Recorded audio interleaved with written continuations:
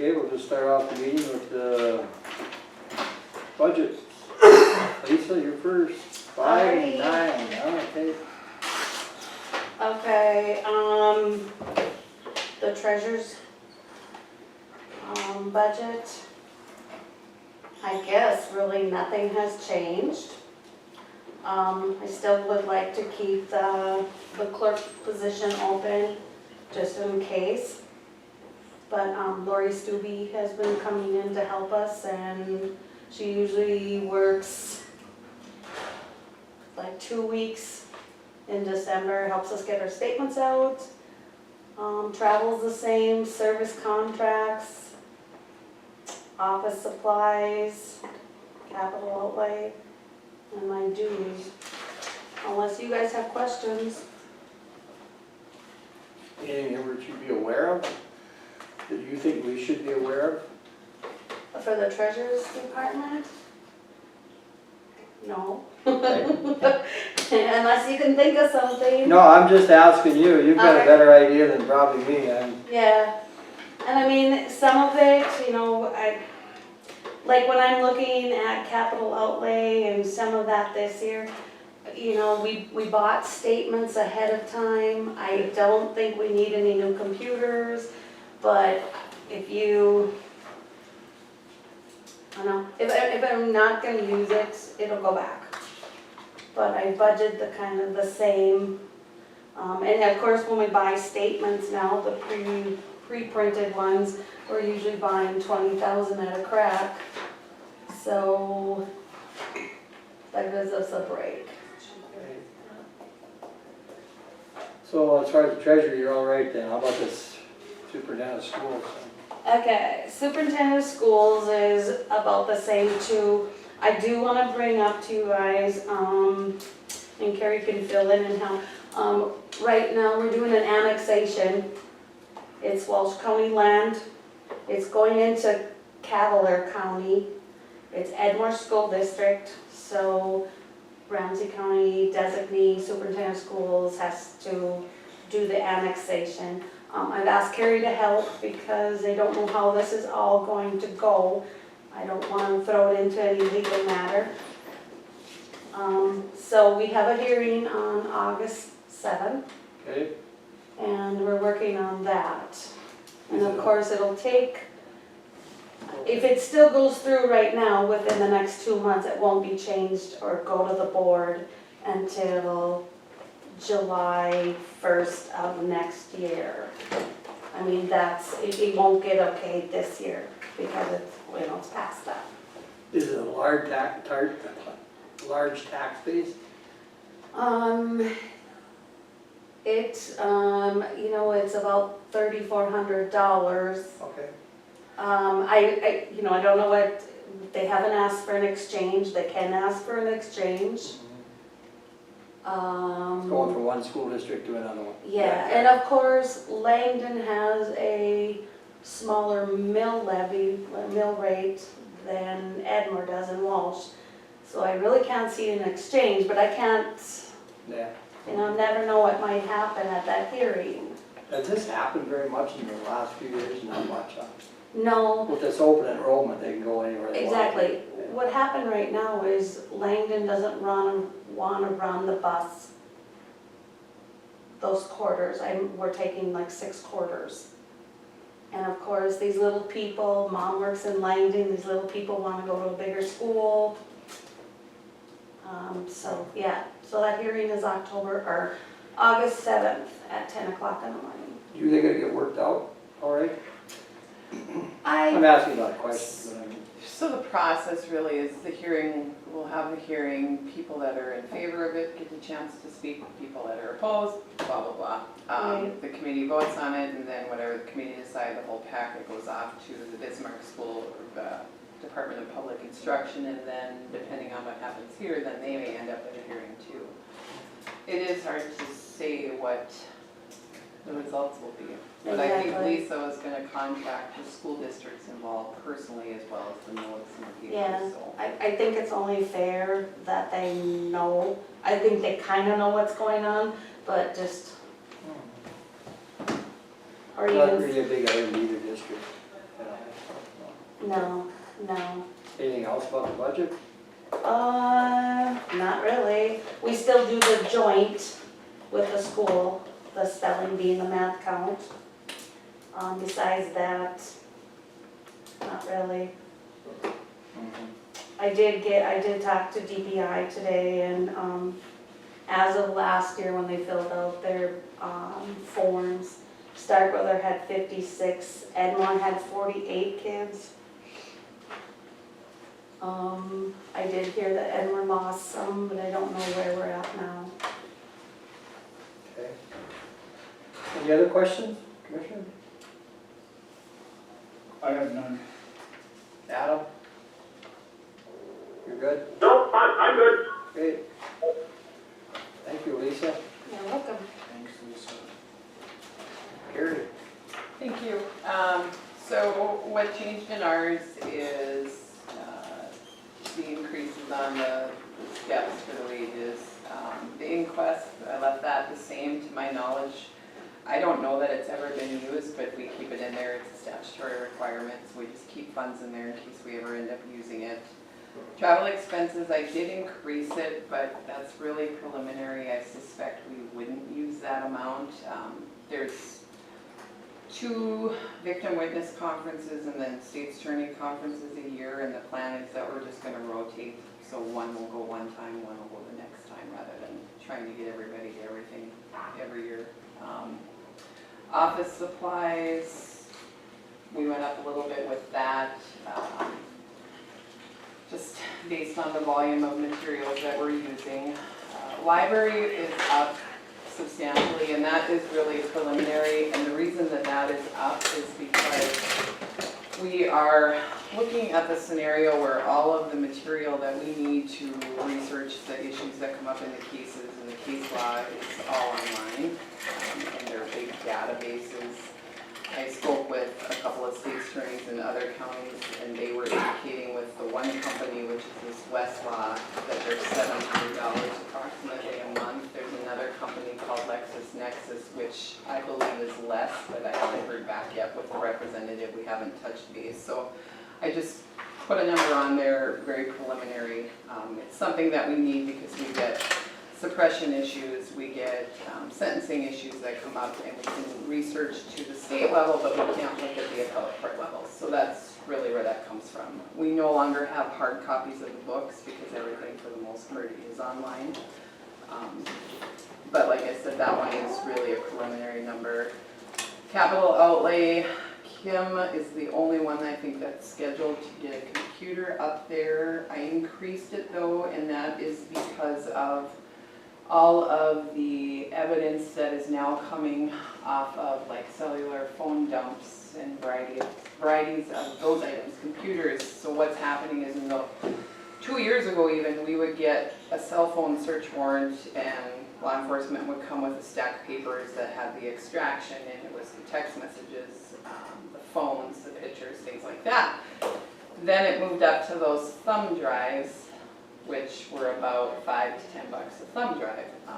Now it is going into external hard drives, which actually I just got a new computer. BCI brought me up an external hard drive to put onto my computer. The cell phone dump and my computer shut down from it, the amount of material that was on there, and we just suspect that that is going to continue to require some sort of something. Everybody across the state is kind of struggling. We're right now telling law enforcement, give us what you think is critical to this case, letting the other attorney know there's probably more, but this is what we have. If you want more, you're just going to have to go figure out how to get it yourself, because we're not going to pay for your evidence to come your way too. So that's just a ballpark there. Miscellaneous, we have that. That has been like the state's attorney dues, the bar licenses, the victim witness licenses, the drug court dues, CLE stuff, and we also have a notary in the office. The extra amount right now is in there just waiting to see what we're going to go with for the office furniture, which the commission had already approved, but Norby's gave us one quote, and now we're waiting for another quote from Hashiner's in Grand Forks as well. Contingent fund, been there forever, stayed the same. I don't think we've used it. Bottom line is up, but what is not reflected on there is the $33,000 grant that we get, which goes back to the general fund that Kim applied for her wages. And the other, now paralegal, the other one is also researching and trying to get grants too. So those are the changes that are on this year. Any questions? Miscellaneous and due, that's. Miscellaneous kind of includes the office furniture, that's where we had put that, but I don't expect it's going to be more than the 7, which is what the board had approved before. We just haven't ordered it yet. With all those external hard drives, Carrie, and evidence dumps and things like that, you have really, really good antivirus. Well, we have whatever Steve has given us. He's aware of what our needs are. The other thing we were toying with, because I spoke with Steve about, okay, so if I get this external hard drive and law enforcement puts onto that hard drive whatever they've extracted. Now, the defense lawyer is going to have to come and be able to access that. Steve's concern was, well, if they bring their computer to your office and hook up to this external hard drive, they could leave viruses in your office. So we're kind of toying with the idea, this is an older laptop, of just bare bonesing, taking everything off of it, but allowing us to put the dump onto there and the defense lawyer to take the dump off of here. And not being connected to the Correct. network and, Correct. yeah, being able to infect everybody, Great. yeah. Yeah, so Good. it's up in the air and we're hoping to get something worked out with that. But they're astronomical and I can't even imagine what they're gonna look like in 2 years Right. with technology. So, I mean, you're talking pictures and text messages and Snapchat, what is all on these, more than the computer, so. Well, when you can get a phone with a terabyte of storage capacity, so, Yeah, that's the problem. And each bad guy has 4 phones. That's the problem. yeah, Yeah. And the guy has 4 phones, is that what you said? Oh, they all have. Some have more than that. phones, yeah. yeah, The world go around somehow. yeah, Any questions, guys? no. And you may want to mention the number of increase in cases at your caseload that you're. Our cases at the last day of July or the first day of August last year was when we had hit 500. We hit 500. We're about 2 months ahead of that this year, and they don't seem to be slowing down. No, so, He's doing too good a job. They are. I think. They're catching everyone. But it's pretty constant. I would say in any given week, 7 days a week, I probably get 3 or 4 calls between the police department, the highway patrol, game and fish, all of the agencies a night. They're all calling. Can we go in, well, can we go into this house? And this is what this person said. Well, the landlord said yes, the tenant said no. Well, the tenant, it's those types of things. Steve's good about talking with his employees because they don't usually call. Steve will call if there's a question because he has to call them first. So. What do we have on the drug task? 3? 2. Well, 3 with Travis as being the BCI agent that's in charge, and the other 2 other officers working it. Okay, any other questions about the budget? I'm good. Adam? Thank you, Carrie. Adam, you all right with it? Yep, I'm good. Okay, thank you. Anything else, Carrie? No. Should be good. Looks good. Steve, how are you? Good afternoon. Good afternoon. Salaries, I just went with the information that Candy provided us as far as the step and the cost of living, so, whatever happens there is whatever it is, whatever the commissioners decide is. I just went with what the step increase and the 2% I think was so that's, the one thing that I added, you can see on the side there is overtime. In talking with our HR, she said that our guys should probably be eligible for overtime pay. It would be an option to either take the pay or take the comp time. So what I did was to come to that number, I took all of last year, all 6 of my deputies, I added up all their comp time, divided it by 6, came up to an average of 40 hours a year per officer. Then I took that times an average, I think I took times $40 an hour, which is about the average for overtime pay. And just multiply, that's the number I got for a year, was 15,000 for, and then we go from there. I don't know where else to start, I mean, you know, I thought It's a that was. guess, huh? Huh? It's Well, it's an kind of educated, guess. it's an educated guess from what we did last year. And I guess knowing the understanding, my understanding is, you know, if we had that amount of money and once it's gone, it's back to comp time. You know, so we wouldn't go, so you could use it until it's used up and then we're done, we're back to, but it would still be their option, if they could still take the comp time or they could take the paid overtime. Is kind of the way, and then that would also be a judgment call on, you know, and of course, we'd be watching it closely to make sure it's justified overtime and not just, I don't think there's a problem with that. but that's how I got to that number. I kind of took the average of all 6 and then kind of tried to come up with a reasonable, and I guess I didn't think that was that extravagant. I mean, I thought it'd be way more than that, but actually it wasn't, so.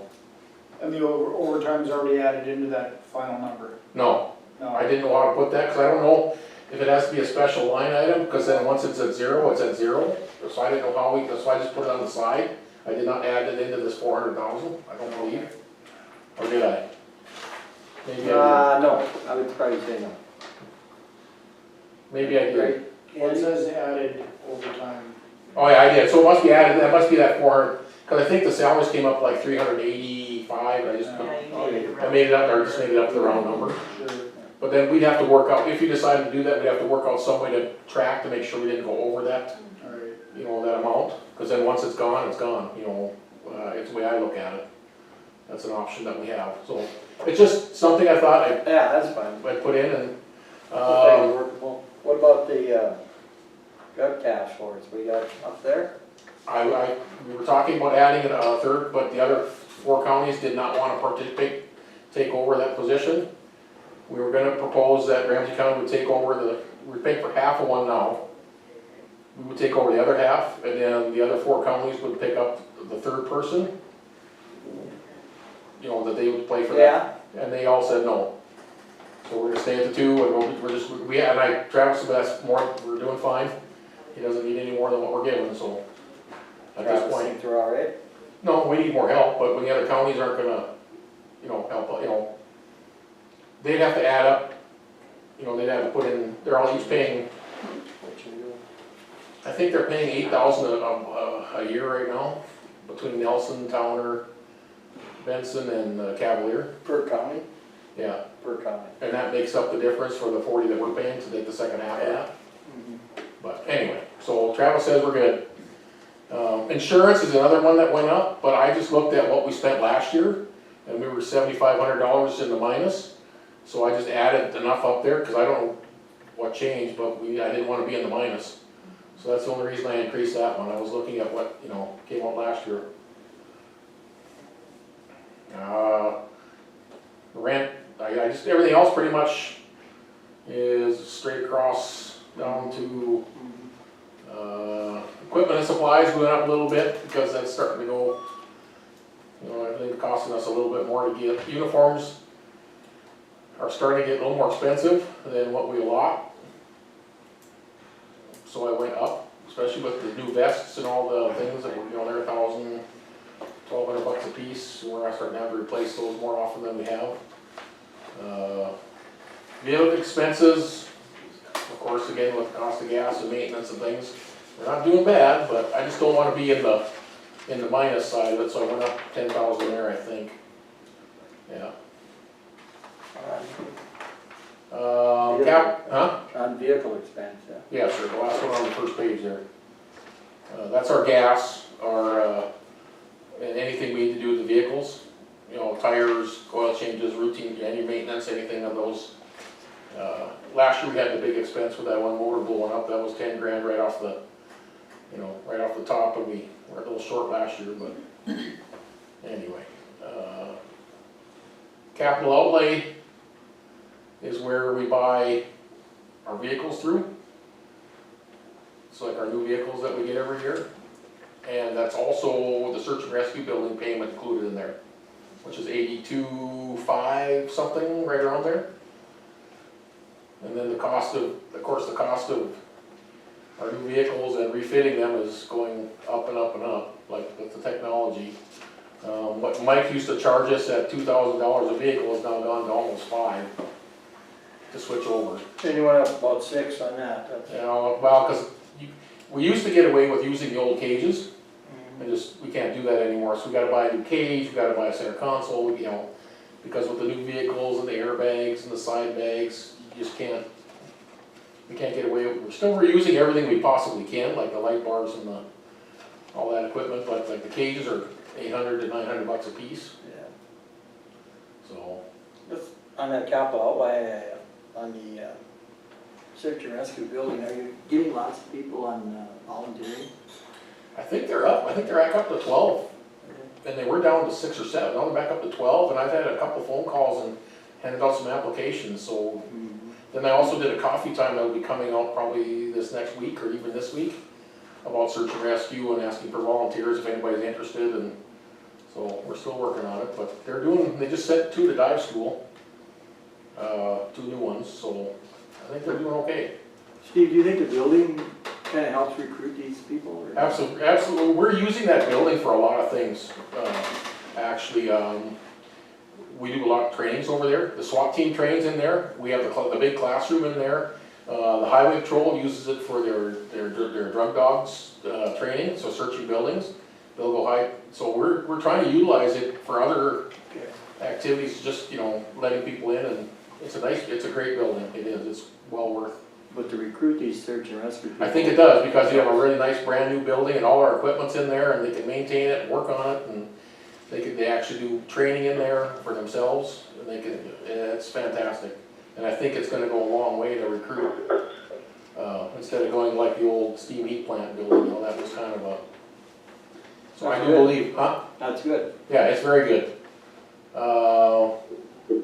Miscellaneous, I went up $2,500 because the SWAT team has asked for extra money.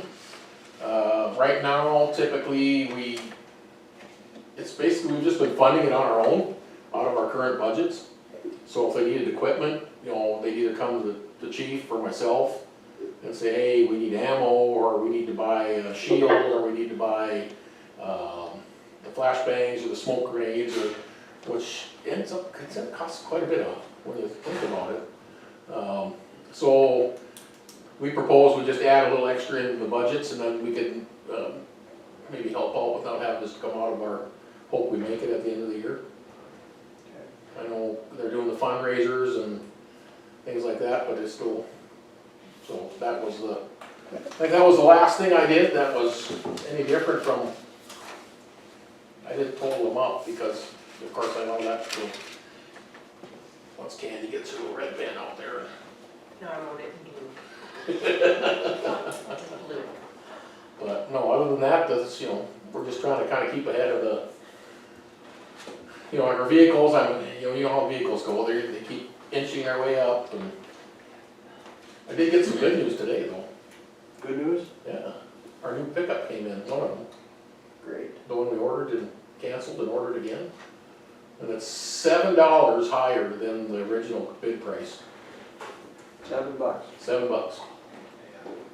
And the other one should be here next week, we hope. That's all right then, all right. Thank you. So there's some good news anyway. Good We news. thought they were gonna be a little more than that, but they weren't, so. Well, it's still the same year though, right? It's just fancier.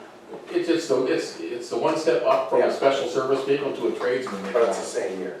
Yeah, the only difference is they went from a vinyl rear seat to a cloth rear seat.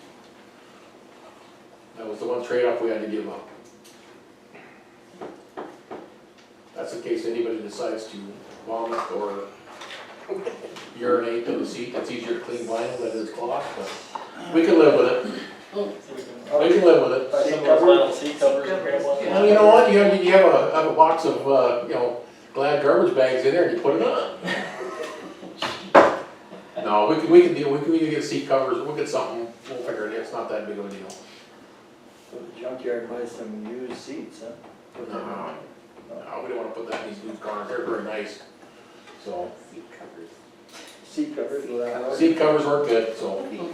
Let's go back to that When- task force, that drug task force. Okay. You know, you think you're all right with that? I mean, Well, we have to be, I mean, we can't, unless the commission wants to take over that position all by themselves, and we can tell the other counties to, but they're busy, they're not, you know, they're doing well. Well, We're- they're doing well. They're doing well, I mean, they're doing their jobs, let's put it that way. That's why I proposed earlier, I know I talked to a couple of you about it, that we should add a third, because they are that busy, but I can't come and ask you to, you know, and just take out the other counties, and then we're still at two.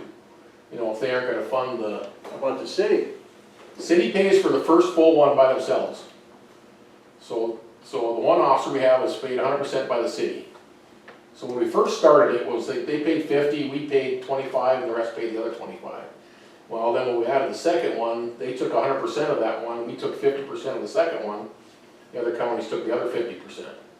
And that's where we're at now. And that's where we're at right now. So what I proposed was we'd take the second one at 100%, and then the other counties would take the third one at 25% each.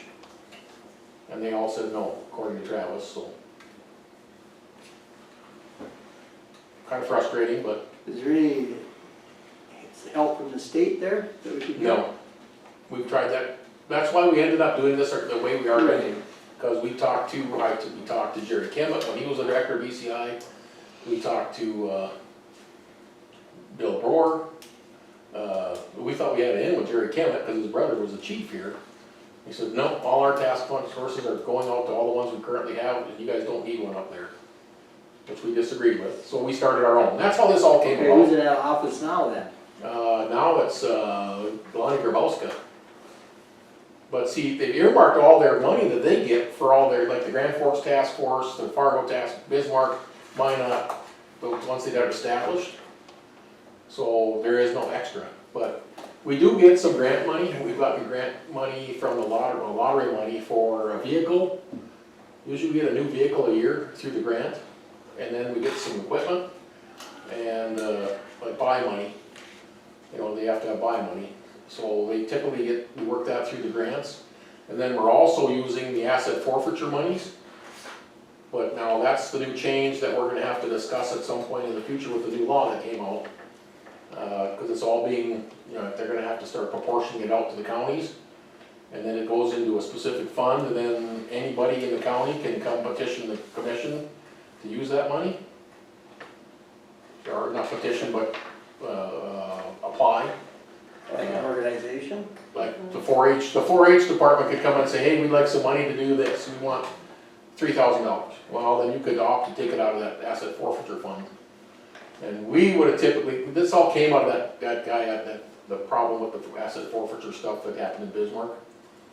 But anyway, it is what it is, you know, we were very. Was it Travis that approached the other commissions? Yes.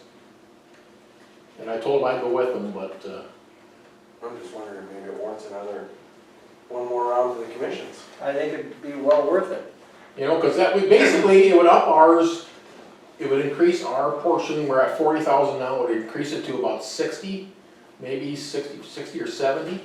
So we'd be not quite double what we're at right now to take over the, cause we already have the employee. So we already got the workers' comp, we've already got the insurance, we've already got all that stuff that we're taking care of. And then a portion of the salary, correct? Yeah, and then we get, the other counties fill in the rest of the salary. So, Okay, answer this question then. How many years have we had this task force? 7 or 8, 6? no, 4, 4? maybe 5? 4 or 5. Yeah, at least five. I think the first year I was on the commission. You were on? the first Is year when we got- started it? Yeah, it was right around that time. You were on. Because we started out with one officer where we paid the, you know, 25% of it. And then within a year, we added another, and we could add another one, yes, that's why I was trying to get it, you know, that's why I didn't even bring it up, because I figured, well, if the other commissions aren't gonna go, the other counties aren't gonna go for it. They say they don't think they have a need, because, well, and there's a little bit of history there that, I hate to say this, but a lot of the work is here. They're having trouble getting to these other counties to work, because they got enough to do here, which is, and Tar County gets quite a bit of the share. There's a lot going on in Candy. But like Cavalier County, Nelson County, they don't see as much traffic as we do as Towner in here, and Benson. Did Nelson traffic picked up here in the last year or two? And I, they've had more arrests, that's what they told They me have. when I went to the commission they have, last fall. you know, and they just petitioned, we just let them join our task force. But they just, then their proportion was just according to what the other counties were paying, so they were paying eight or 9,000 a year, I think, to be a member. And it's true that the more resistance law puts up, the more the drug dealers move along then, right? They do. Right now, we have a tough time getting a buy done in Devil's Lake. It's all either on the res or, and then we're also working with the feds. We had the FBI at our last meeting and said we need a federal task force, or we need a federal officer assigned to our task force. Either DEA or the FBI who has jurisdiction over the reservation. How do we get that done? We're working on it. But Who we gotta talk to? I don't know, somebody, I don't know who, we're still, Travis has been more into that than I have, but, you know, we've told, because here's the, if we have the FBI with us on our task force, then we go out to work at the casino, because a lot of times they'll say, okay, I'll buy for you, well, you're not gonna get it, so we're gonna go to the casino parking lot and make the sale. Because they know law enforcement is a little less visible out there. The BIA is very, undermanned. And we almost have to have one of them with us to have jurisdiction or any authority to do anything if it's not the FBI. Because the FBI holds criminal jurisdiction on the reservation. So anyway, we've been working on that, trying to get them, and they're actually talking. And the FBI guy that was here, not this week, but last week, is going to talk to his higher ups to see if we can get at least somebody assigned to our task. We did have a BIA officer assigned to our task force, but he was so overused. I mean, he was running Standing Rock, Belcourt, and Fort Totten. So he was splitting his time as a drug agent between the three. It just didn't work. You can't keep up. So anyway, we're working on some of those things, and I don't know how we push that, but that would help immensely, because then we could just take that person with us and, you know, we really don't want to delve into the reservation yet, because we would be so overwhelmed. But everything we do comes back to there. You think it costs Ramsey here about 25 grand? 25 or 30, yeah, to add another officer, or to take the plan of going, we're already paying half. Do you think we should approach these other counties as? I think we need another person. Pardon me? Carrie, what do you Yeah, think? going, I said yes.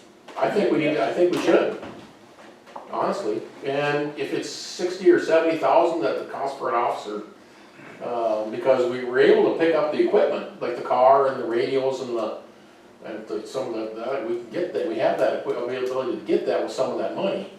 So it'll just be the position, so we're talking 60, 70,000 divided by Nelson, Towner, Cavalier, and Benson. Those 4 counties, so it'd be roughly 15,000 apiece. 15 to 20 maybe, at the most. 15 times 4 is 60, so that'd be pretty close. That would cover it. It'd 15 be really apiece. close. Oh, I think it'd be well worth trying. I mean, Well, if we can, because we, like I said, Travis went to all the meetings and we tried to pitch it. I know what you're saying. but- And they all pretty much came back and told us, no, we don't think we need to, so. The vast majority of our 500+ cases are drug-related.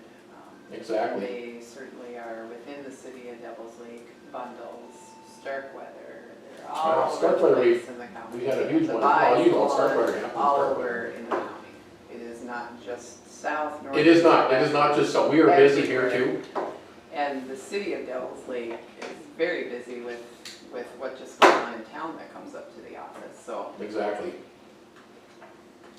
In social services, I mean, there was so many removals of children in the last few weeks. I mean, they're just higher than they've ever seen. And it's Well, not all ever, but- coming back. Not ever. Well, not ever. Well, Not ever. We're climbing. We've almost done But the foster care. We have just increased, so. And basically every one of them is involved. Most of them had to do with him. Well, they are busy and they are doing what they need, I mean, they're not just, you know, they're working. I shouldn't say ever, but I know like within 10 days there was 20-some kids removed. Like 25, 30 grand, I mean, I know the people in Ramsey County want this stay on it, you know, And you're that's never why- gonna clean it up, but goddamn it, you gotta stay on it. I'd be completely behind you, I'd come with you to commission meetings and talk to them and visit with, absolutely, if, And I'm I sure go to all four of them. state's attorneys, we could certainly find out number-wise, I'm sure people are out there. I mean, it can't just be here though.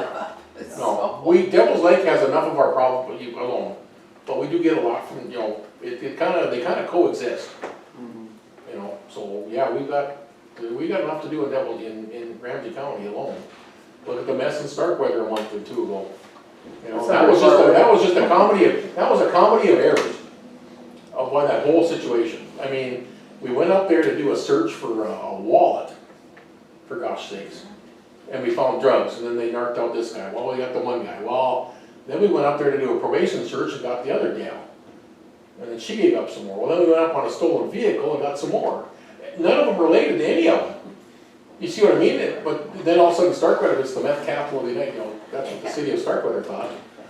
But all those people just moved on, you know. But now They're they've all- not- didn't necessarily leave the county, but you know, they could be in Towner, they could be Well- in Nelson. And They've all been charged and arrested, and they're all doing it, and Starkweather, we haven't, knock on wood, we haven't had a lot of issues there lately, but the landlords got involved with the city commission, and they changed some rules, and they all agreed to do it, and I think it was a good thing. I mean, we kinda got a little bit of control back over it, I think, but, so we do have issues, Well, I think we should push to get another, and I will gladly go with you, or if you want, we'll talk to the sheriffs again and see if we can move it through. I think we need another one, I really do. I think our numbers, I think Carrie can, the numbers are agreeing with me. And I can get you exact numbers if you want them, no, that's fine. but I would gladly volunteer to come with you and all four of the counties and try to push for it. We have a law enforcement center meeting in the morning in the county, all but Cavalier will be there. All but Cavalier, and then we could, you know, I'd like to get a small portion of that time to address this issue with them, you know. They could carry it back. and I can see if I can get Travis to come in and just sit there at the meeting with me so we can answer questions. I'll try to put you on, so you can Okay. address them. The law enforcement center meeting will be first tomorrow morning, Not the 911, not the 911, we're gonna do the so we're 911 at 8 second, o'clock? because we got two people presenting, Okay, Grand Forks County and Jamestown. okay, That's my I'll trouble. see if I can, I don't know what his schedule is, but I'll It try. would be, I think, a good opportunity to. Well, we can bring some numbers, I think, too. so. Yes, and I would think the city commissioners would be very supportive of more help, you know, for the whole task force, I would hope so. yeah. Well, I mean, it's basically not gonna cost them any money, but. No, it won't affect, well, it'll affect us a little bit, Right, and them none. yeah. Because we're not asking them to do anything other than continue what they're doing. So I hope we had the school people sitting here, I know what they would say, Yep, I know exactly what they would that say. we want it. Absolutely. Just a thought for that though, you're gonna visit with the other counties, like if it's a budget increase, Yes, we gotta do it. we gotta do it. We gotta do it by now. law. That's why I'm We trying to- gotta do Before the it first of like- August, right? Yeah, like that first meeting in August, Because they have to get it You know. finalized and approved before the Yeah. August meeting, or the Yeah. first or August. at least put it in a budget, And then cut it later if they wanted to or decided. yeah. Okay. So I'll make a few phone calls to the sheriffs. Well, yeah, I won't see the sheriffs.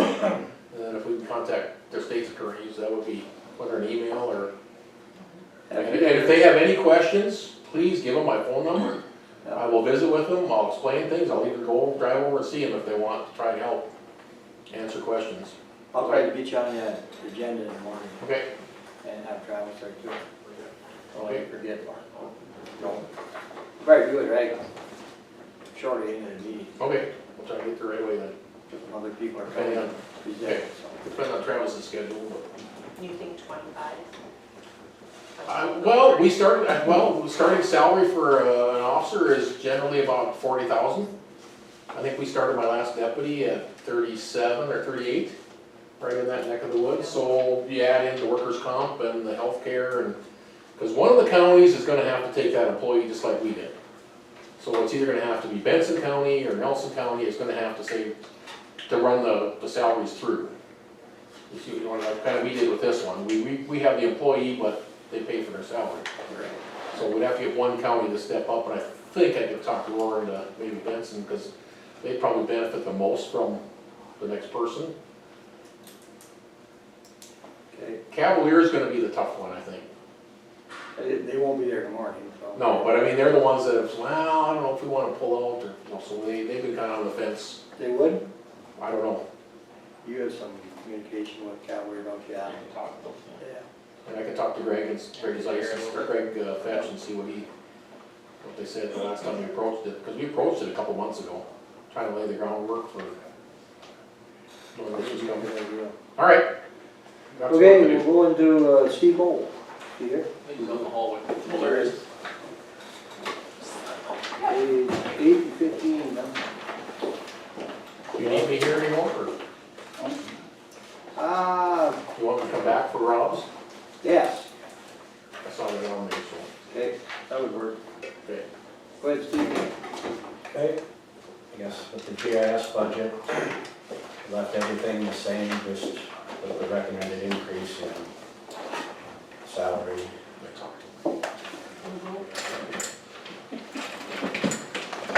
And I guess the same with the information technology, everything left the same, just salary.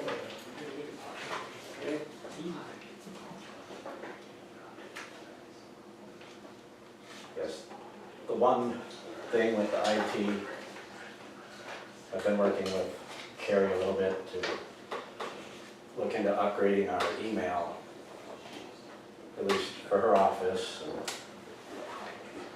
she had thoughts on that for more, county-wide. So what it comes down to for really every county office that has an email, if I, from the public, send an email to Candy saying I want this records request, or to whomever, and Candy's on vacation for 7 days, and I, the sender, don't get any kind of notice that Candy's not there, I can start complaining that my records request wasn't reviewed timely, and it's been ignored. There's some actual Attorney General opinions on it. I went to open records meeting that was put on by the Association of Counties here not too long ago too, and they were talking about it as well. So they really recommend that we have the ability on our emails to put, so if I send Candy an email, I would get back an email saying I'm out of the office until such date, contact Nathan, whatever. So that is really what we started pushing Steve for in my office back in 2017. And so he's been hounded by me probably every couple of weeks by email, what's the status, because we need to have it.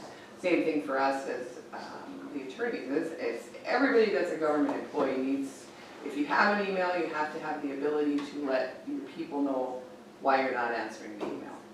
I mean, that's the bottom line. For us, we will get certain requests in from the court, from other people, other attorneys, other county offices, other state's attorneys, and they have no way of knowing if we're not there. I had an email from Dave over at Soil Conservation, shot him back an email, but he wouldn't have known that I was out of the office had I not been checking my email remotely. So that is the upgrade I think that Steve was talking about that had to be done in order for our Outlook email to have that capability. The And free, I don't know yeah. technology, so I'm sorry if I'm saying it wrong. The free accounts that most of the county has don't allow that, or, I mean, they don't have those options, and there's many more options that, Yeah, we have to go to 365, Office 365, yeah, go to their or whole it's, platform, basically. yeah, basically, it's an exchange account versus the free state-run account, and I guess the options are, if, it's a paid account, we would have to go to, but it's either through the state then, or on our own, which, I guess, with the state again,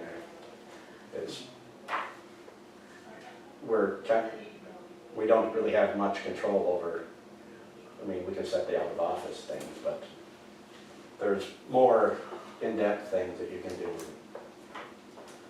Put holds on the accounts, and once you get a records request or something,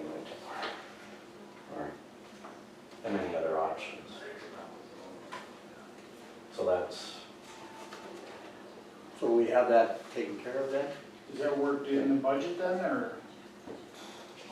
yeah, I think could be absorbed into the budget, and, You could work it in, yeah. okay?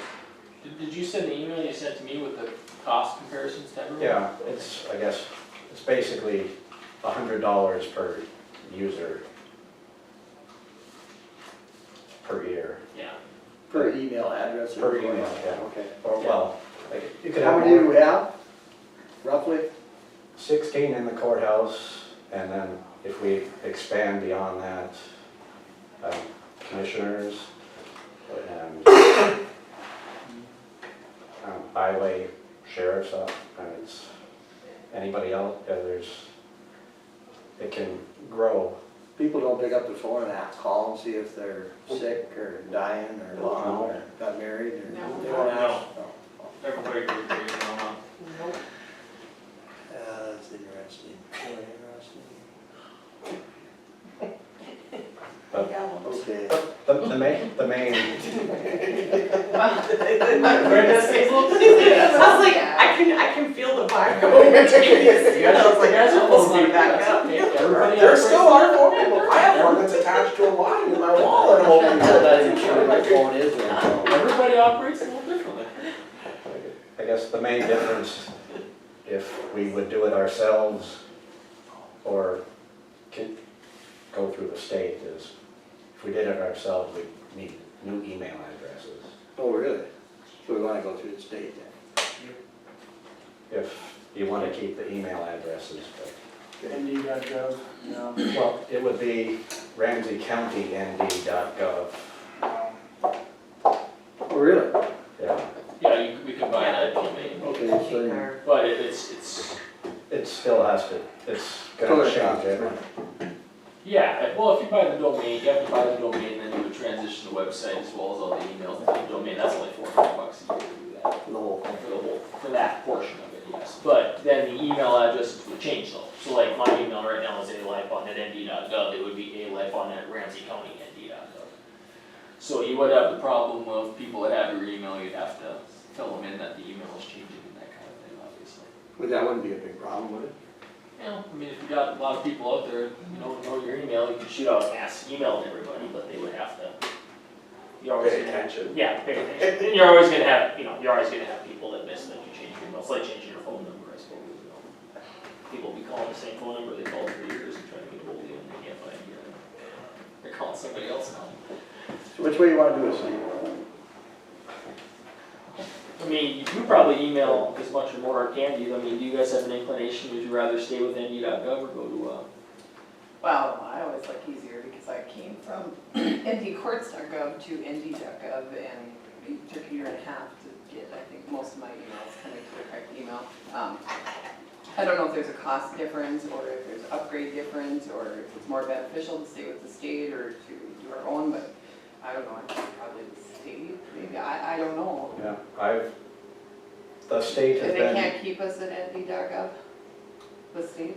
they're in the middle of a transition, and as she's been pestering me for what, I've been hounding the state as well, and they've been slow to respond on what they're doing with. So they've been slow to do Yeah, this. they might be, because they're changing everything up too, and they're changing all the plans, and I guess there could be possibilities that they get rid of the free accounts anyway, or do other things that, But you have enough in your budget to cover it either way, is that correct? for, I guess, the courthouse, the 16 or so users, but yeah, I guess nothing would have to be done immediately, or, I mean, we could transition we could do the state's attorney right away if she wants, and transition everybody else as long as, yeah, the minimum cost, Steve Steve's got written down here, minimum cost is if you just wanted to do minimum basic 365, it would cost $1,900 to put for the whole year. For To put the 16. That's what That's we the commitment. have to pay anyway, because for our office software. Yeah. And then if you wanted to put on additional,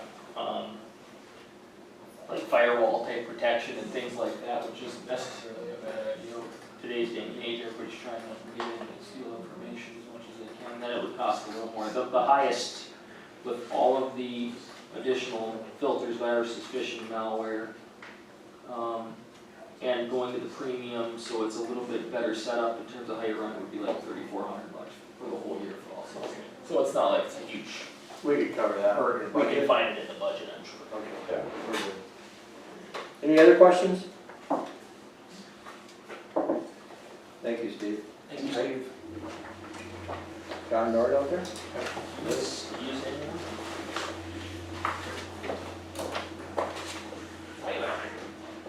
Let's see if you're on.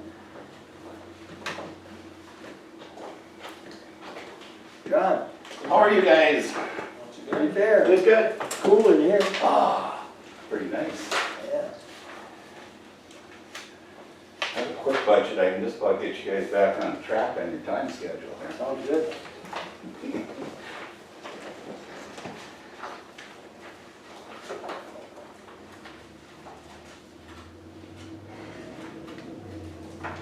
Go ahead. Okay, bottom line, my budget went up $19,000. My expenses from last year to my projection for 2020. And my revenues also went up $19,000, so I'm in a pure wash situation, so that looks pretty good for us. We're not asking for any more money from the county than what we have asked for in the past, which is roughly 3 mills.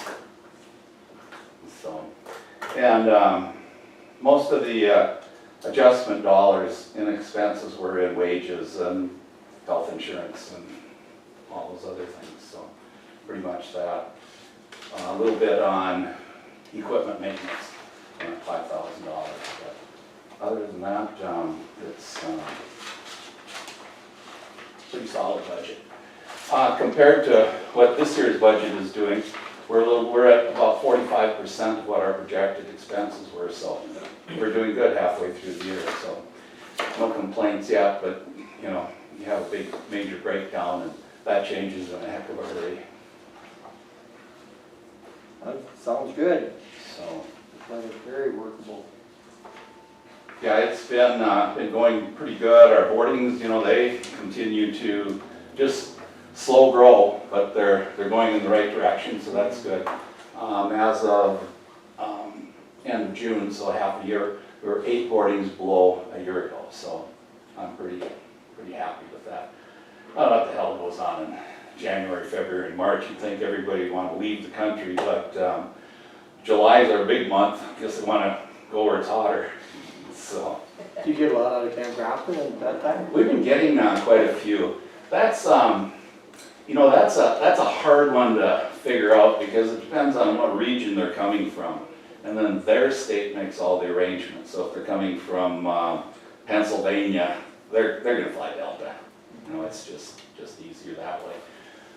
But, you know, the southeast and then of course the west and whatever, we got great prices going there. Yeah. You know, we're just talking, you know, you can fly from Devil's Lake to LAX and it's $300 round trip. That's just about free. Yeah.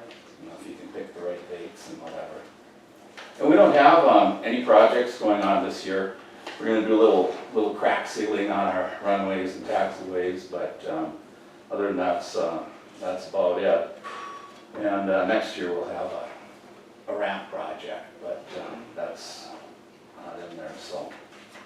So it looks good, huh? Yep, and then you guys kind of threw me for a loop. I shouldn't say you guys. When Kristen left, I'm jumping all over Candy now. I'm telling her she's the emergency manager.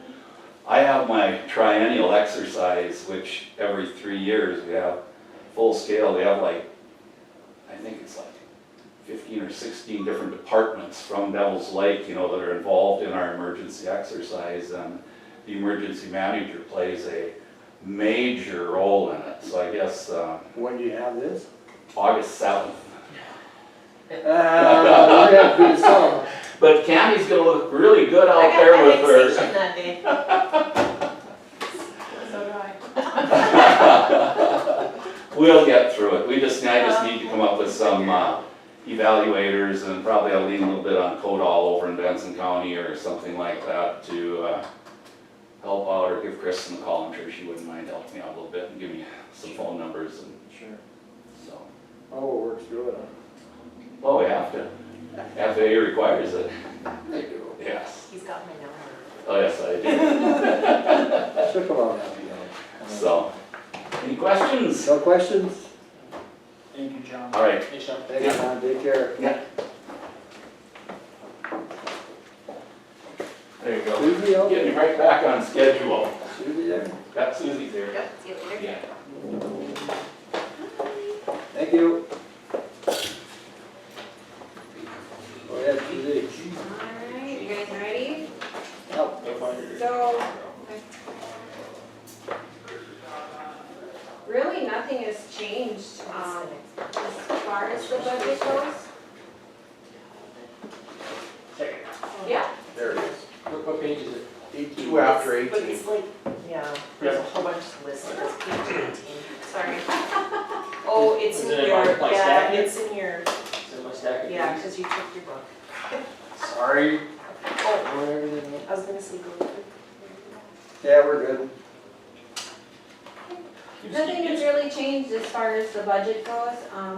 Still looking at the total income for the budget for $72,500. Game and Fish did up their contribution a little bit last year, because they've noticed that the year-round fish cleaning station gets a lot more use and has a lot more maintenance issues involved with that, so they did give us a little bit more money for that. I do have the city of Devils Lake income for the budget listed at $6,000, but I did put in a request for more money for the city, but I haven't heard back, so I just left it at 6 for now, because I'm not sure if they're gonna do that or not. But other than that, as far as our Ramsey County, still just asking for the $15,000 for the yearly income for that. Everything else as far as expenses go, should remain close to the same for our maintenance and such. We did get that $75,000 grant for 3 Barracuda grinders from Game and Fish. Those have all been installed, they're all working, but as far as maintenance goes, not quite sure what the cost difference is gonna be associated with that yet. So I've pretty much just left everything the same as last year. We were pretty much right on target. So, any questions on it? Did we use all the allocated money for snow plowing last winter? No. We I know you had the money left from the hotels, but did we use what we allotted? no, we allowed 3,000 and we, we're sitting at Winter Lake Access, on our balance sheet, $11,717.68. So we spent, I wanna say we spent roughly 6,000 last year, 5,000 total. It was just a hard winter. Do you see any need for additional signage or education for EMS with that introduction of zebra mussel discovery down in Asheville? Very good question, No, yeah, so. definitely. Does Game and Fish have any signage that I could get to buy Yeah, or? we usually can get it. Yeah, we get it from, Yeah. I'm sure Game and Fish would hand it to you, they want, Yeah. they're invested in making sure it doesn't get here too, so. I would say I said they're invested in making sure that zebra mussels don't hit the lake, so I'm sure they'd be more than happy to make sure that they help with signage, so. they must have signage that I can get a hold of it, yeah. just a matter of putting it up. Yeah, sometimes they'll do that and sometimes we need to do it. Just depends Angry, on- nights, put it up, yeah. Yeah, you want it probably with every boat ramp and every fish cleaning station, and it's just that reminder. Put one up in the truck stops in Grand Forks and they'll dump it out there, right?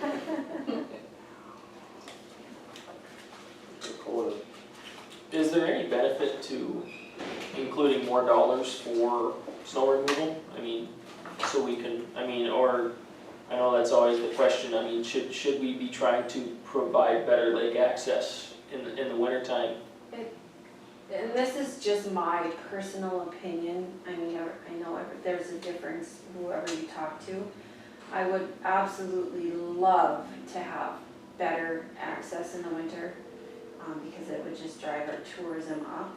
The problem is it's so hard, and you know, we spent $3,000 plowing, I think it was 13 miles worth John Dolan did for us that day, and within 18 to 30 hours later, they were all It blown. wasn't even that long. Yeah, Just depending on, you know, we went out and looked and some were still a little bit okay. It's just so tough. Yeah, so to be honest, and no, I mean, we keep the ramps open and do all of that, but I just see money going down the drain. Did you see a lot of people using snowmobiles to get out on the ice to fish? Yep. And at that point? Yeah. You, okay. Well, and the problem is when you plow the trails. Or snow bears. Yeah, there's a lot more snow bears that have popped up, but when you plow the trails and you have the ridges, and then they just keep building up, and then you can't get off the trails, so it almost becomes a hindrance sometimes too, so. You try to encourage people not to fish on the trails, but yet they can't get off them to, Exactly. yep.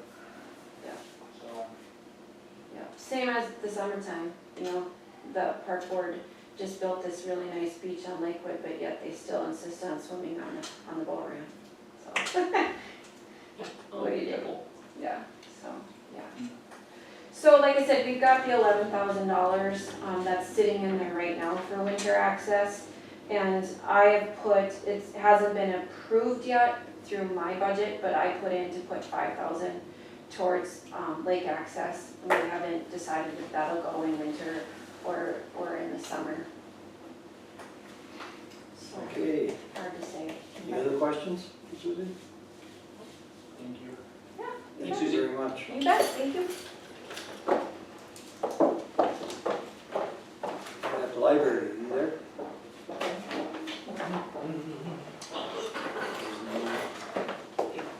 Haven't seen anybody yet. I don't remember how to say his name. I don't either. You know where we're at, right? That's it, Paula?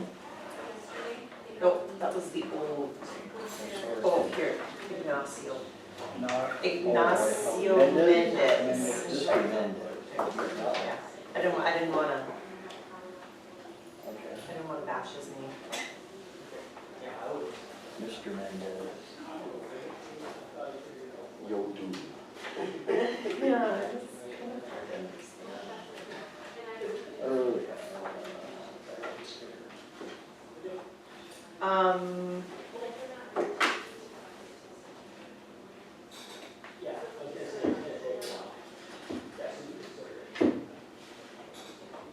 you gonna tell us? Your budget? Thanks, Susie. Do you want my budget? We did it already? No, no. Nobody yet. I can do the commissioner's budget. What's on page one? Okay, we come down. Yeah.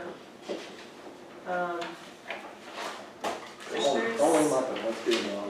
Well, What's the matter? no, because it's the regular meeting at 5:30. I got enough to. Fill a half an hour. Can we do Pages that? are we starting Are on? we allowed? It's budget hearing, so. Budget hearing, yeah, really. I mean, we're on We're tape, on. it's going up anyway, so it We're doesn't on. really matter. We're on. Yeah. Okay, Everybody can watch this. All it if they want is to. budget reviews, so. we're on four, page We're four? not making a decision. No, well, if we want to review your guys' budget, that's on one. Okay, let's go to yours. We just did the 2% for One? wages, for what Crystal gave for the cost of living. And then I just kept everything else the same because it, you know, nothing was in the red and nothing was Page one? Can I just ask one question? Yeah. So when there's overage in that budget, does that stay in a line item or does that roll back to Goes general? back into the general fund. Yeah, okay, that's fine then. Any accounts, any budget accounts that you see with 1,000, Yeah, that's what I thought. but that's general. Just double So check. if there's excess, it just goes back into the general fund at the end of the Like on year. this one, we never ever get close to that 10,000 on travel, but it just rolls No, back to the but I general, mean, so I it's there never, for you know, overage anyway, so that's yeah. good. And I never know who's gonna go to. you know. Why? Yeah, oh, National oh, Convention. we're going? Yeah, John just said there's good tickets going west. Let's Yeah. go there. yeah. Nice and cheap. You better go with, Yeah. you better go with it. I know, I have, you know, three We or can't- more, We three or can't more, operate that's without more. candy. I know. Hi. Here we go, Yeah. there we go. We'll put you right up. What page do we want? We're up there, auditor. 57. 57, yeah. Oh, wow, am I the only one talking? We'll let you have it for, We're you're ahead of you're up right 2 away. short minutes. Yeah.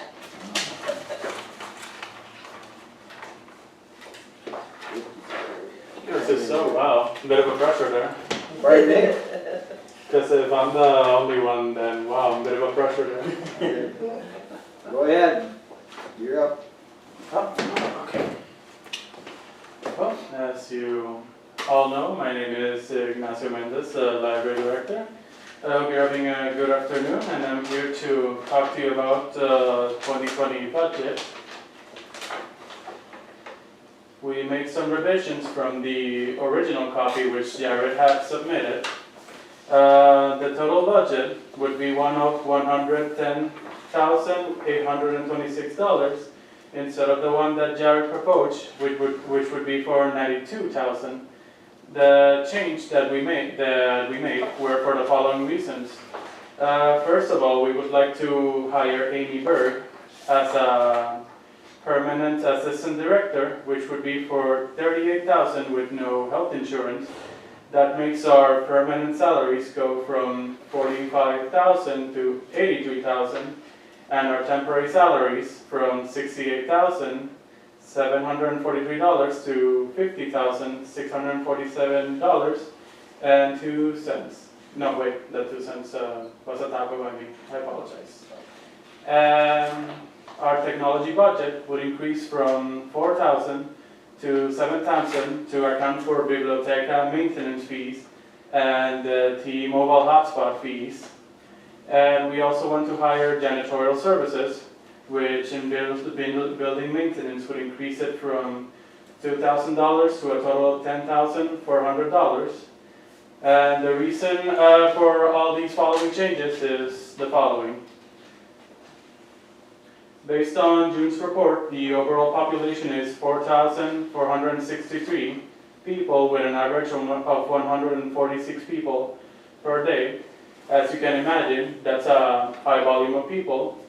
And the more trained personnel we have on hand in a more permanent position like myself and Amy, the assistant director, the more qualified people can be there at all times, no matter what.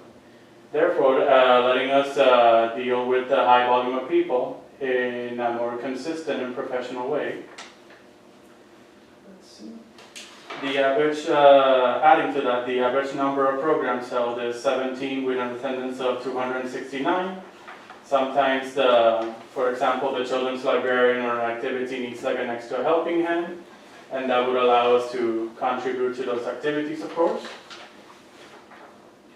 The other reason is security. We have some security concerns, and sometimes the part-timers, for example, don't know how to deal with it since they're only there for a part-time reason.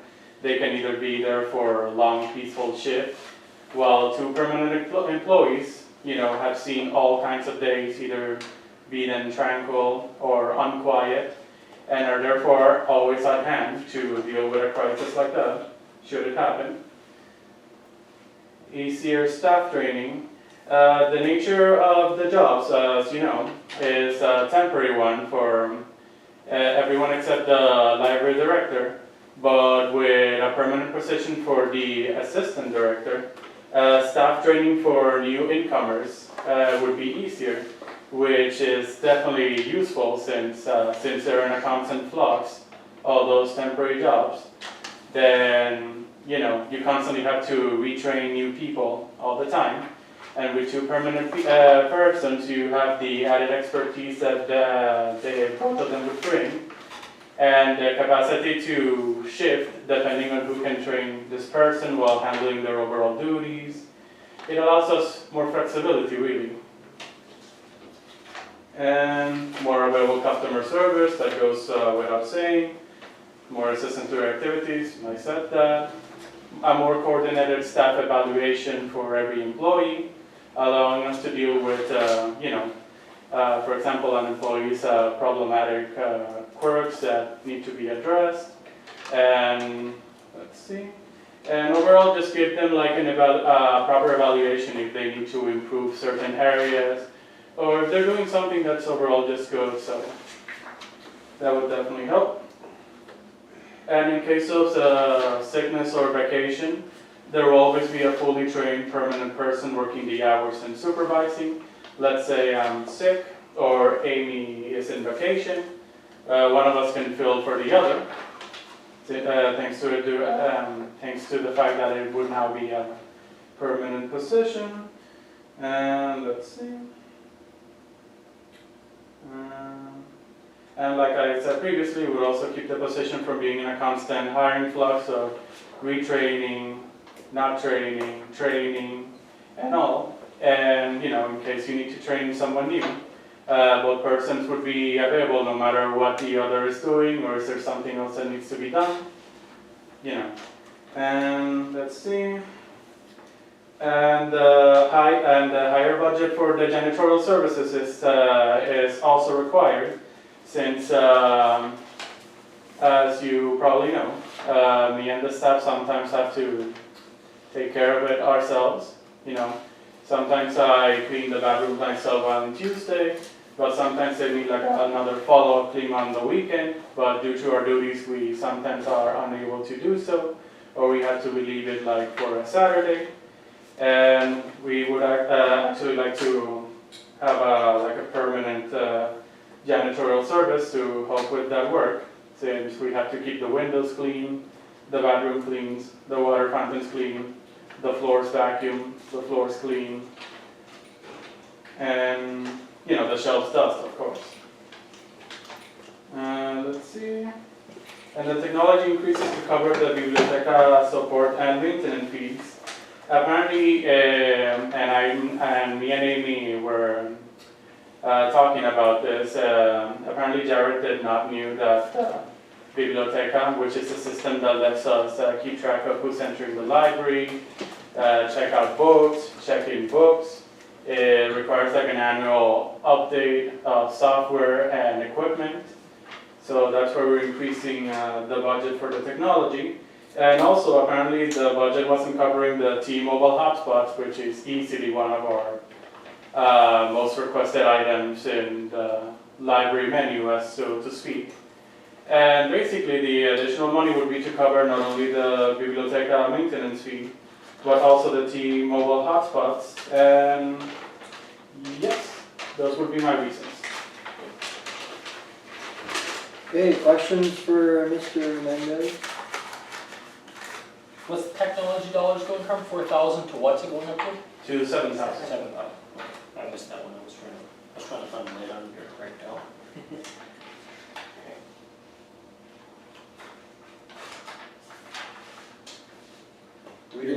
You're not gonna bid out the janitorial, you're gonna hire somebody? Yes, for a permanent position. Full time? No. I'm just gonna hire like a maintenance company that'll come in and hit it a few times a week type deal. That would be more preferable and possibly more economical then. Because if you go back to 17, I know that's when I was on board, they were bidding it out at 3,000, now we're going to 7,000. That sounds more ideal. Actually. Oh yeah, it doesn't hurt to stick it in the budget, then make sure you bid it Yeah. out. Yeah, I think that's reasonable. Okay. Gentlemen, could I borrow like a small pen to write that down actually? That's a very good point. Yeah, Little Lucas is taking long. yeah, we'll make sure to mention it. Any other questions? We good? Thank you, sir. No problem. Would the board require anything else from me? No, we're No, good. looks good. Not today.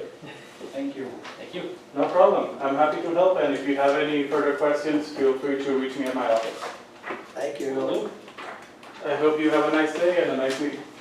Thank you.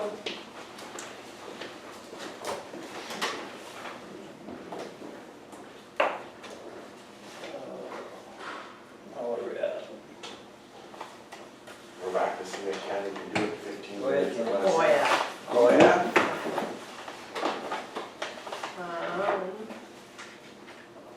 Well, I can cover page 2, part of it. Jury witness fees, guardian ad litem, public administrative.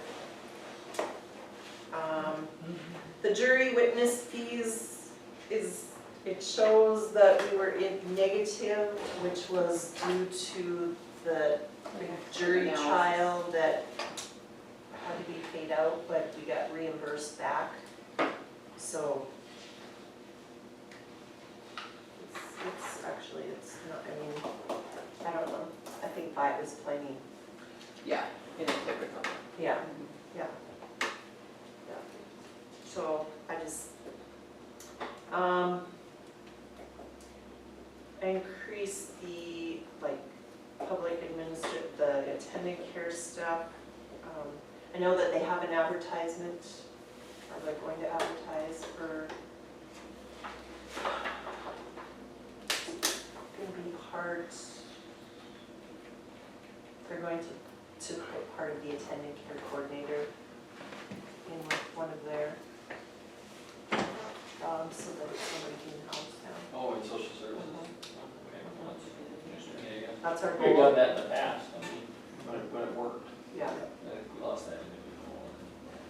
yeah, We're always I just think constantly it got going to be too much with other stuff too.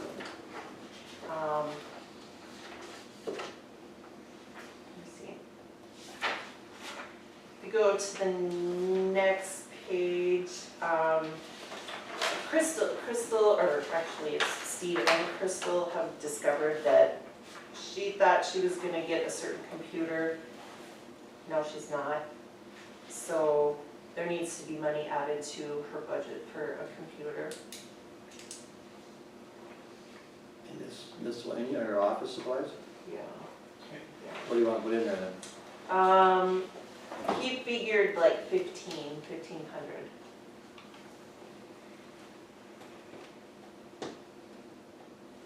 Because Round it up to the total up she's to got the oldest one.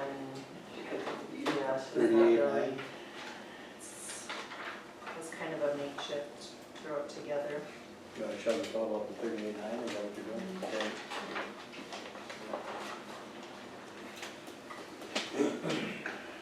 And, you know, doing the joint powers with Cavalier seems to, it's working just fine.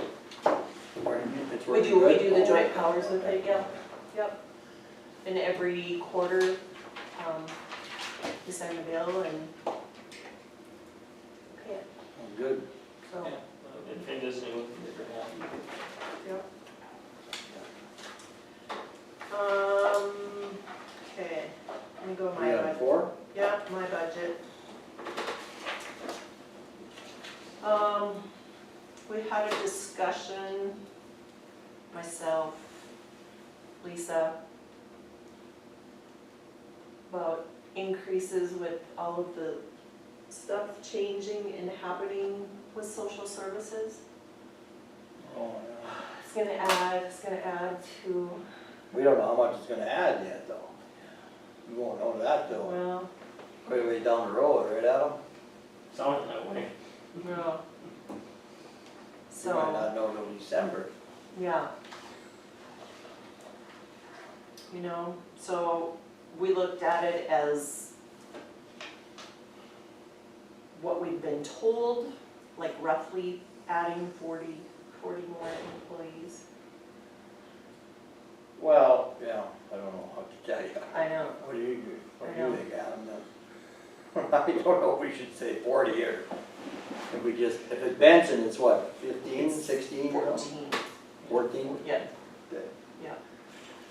How much is that gonna put into this budget then, extra? Just for that? That's why I did the increase with the wage part of it to cover, Right. yeah. You don't have a ballpark figure? I've kind of been waiting to get more information, but I know what you're saying, but, yeah. we're gonna have a meeting on Thursday now with Towner, Benson, myself, Rhonda, Rolette County. Good luck. Thanks. Let's just leave this then, open-ended to the August meeting, Mhm.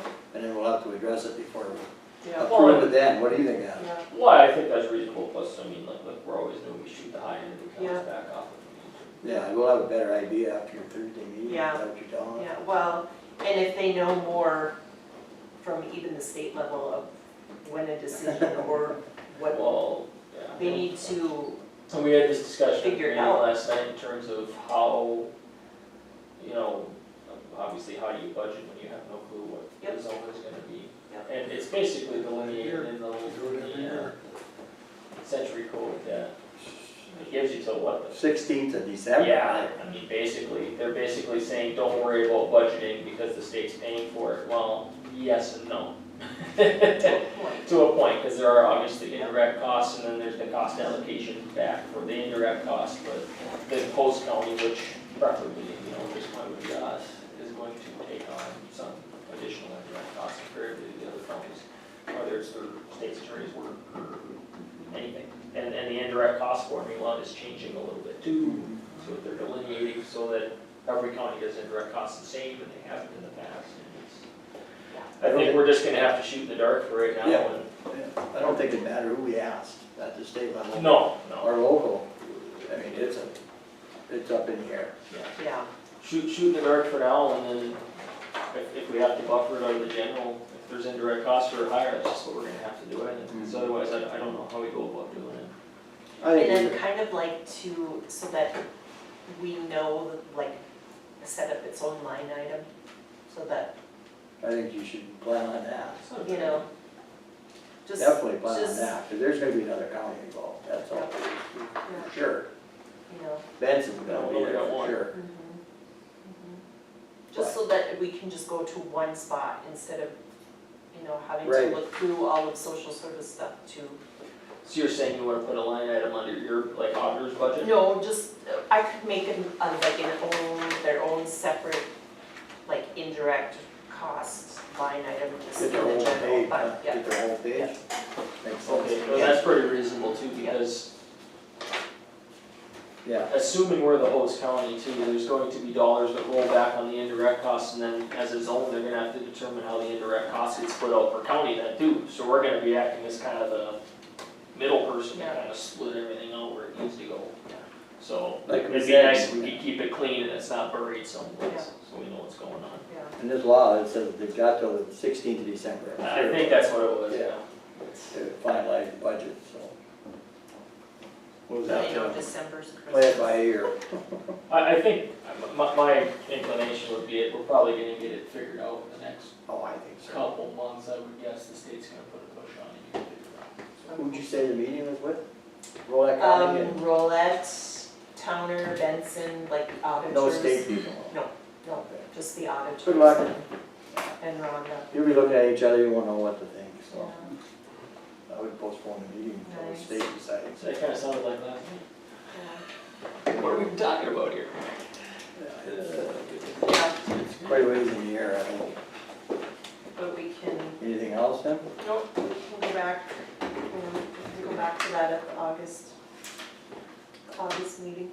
I'm not even sure if we'll have anything done, but I think it's a good idea that you have it on page. Yep. That's a really good idea. Yep. It's gonna be involved in quite a bit. Any other thoughts from the commissioners? That's, I mean, we'll try to keep you filled in, but I mean, that's basically what we know.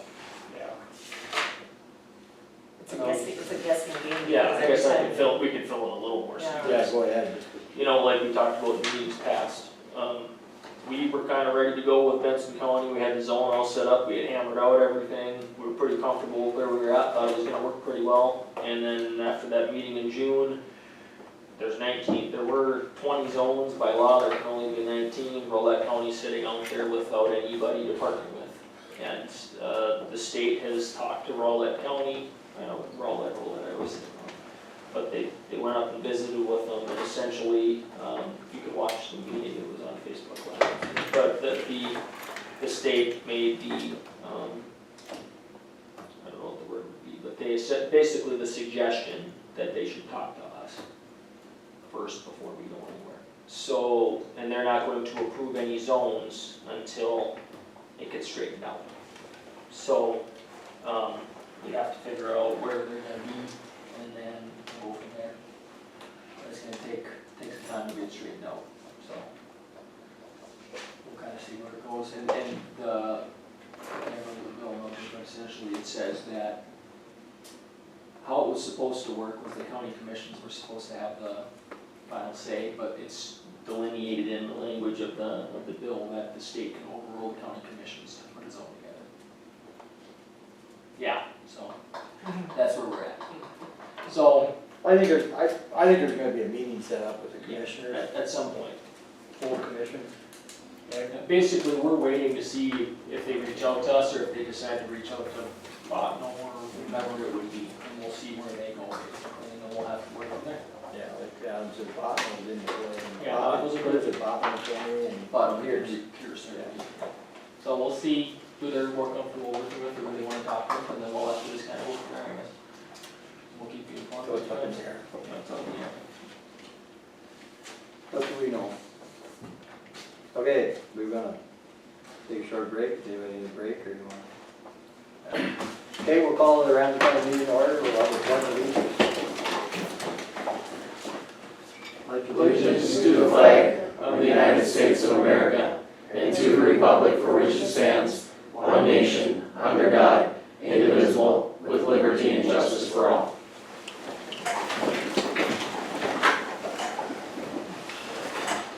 Approval of minutes. Move to approve. Second. Have a motion and second on the minutes. Any questions? All in favor, say aye.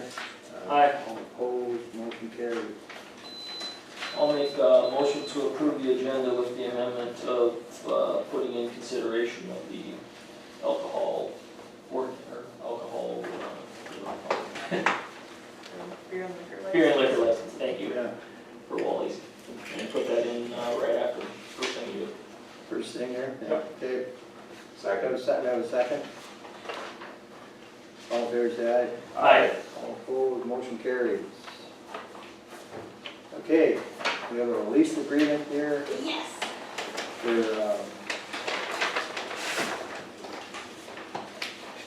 I have the contract for deed, and I have the lease agreement between me and Hildebrandt. do we have a copy of that? I had dropped them off with Candy, The so, lease agreement. So the contract for deed is between, Hannah Johnson and Keith Hildebrandt. and that looks good then? Yeah, that was actually forwarded to me from Bruce Gibbons in my email. I think it's been recorded now, if I It's remember recorded on correctly. yep, document 272526. And What, great now? I wanna look at something else because I've been reaching out to some other folks. I think it was contingent on what all of So on legal work. Well, right, and there were some issues with the health department, July 9th, they had indicated those two, they worked out an agreement, they had an attachment letter where they had some date specifics. The health department had some date specifics where certain things needed to be done that had not been done as of July 9th. I just got a message from Ms. Carlson, who was kind enough to drive by for me when I saw Ms. Grossman come in. And she indicated One thing is done, they still need a tank cover replaced. I have that in my truck. I was Okay. gonna do that. Yeah, and their deadline was July 1, so I've just been having her check it randomly. So that was the only issues remaining with the health department, was the tank cover, and one has already been replaced that was supposed to be replaced. So if the tank cover is in your trunk, she certainly would be able to verify that by tomorrow, I would think, so. It's just that they had to order it and Pretty much. The lease appears to be in place between Ms. Grossman and Mr. Hildebrandt to lease the premises for a 1-year term commencing in July. And the township, I have no idea if the township they had indicated they were going to consent, I thought, at the last meeting. well, that's what Barry said, yeah, Yeah. they had approved the contingent on receiving this paperwork, so I would assume they'll get the go-ahead, and we needed them to give the go-ahead before we give the go-ahead. On the ordinance first. Yeah, the ordinance Let's requires double check, so township we know. consent. The ordinance requires township consent, then our consent, yeah, or then the commission's approval.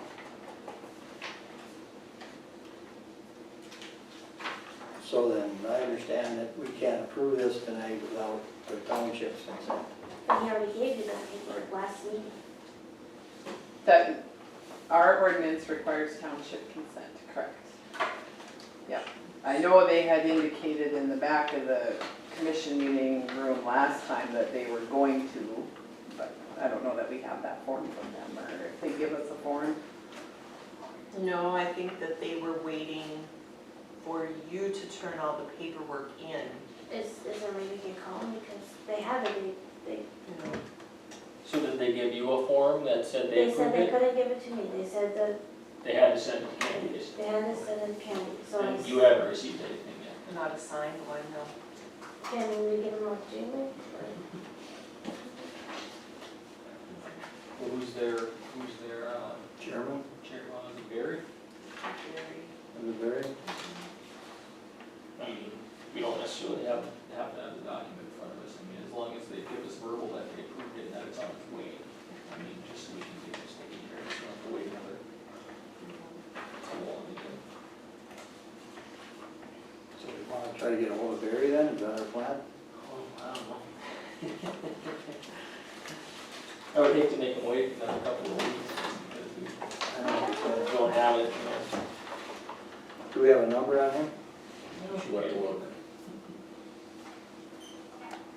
Is that reasonable? Coming from the attorney?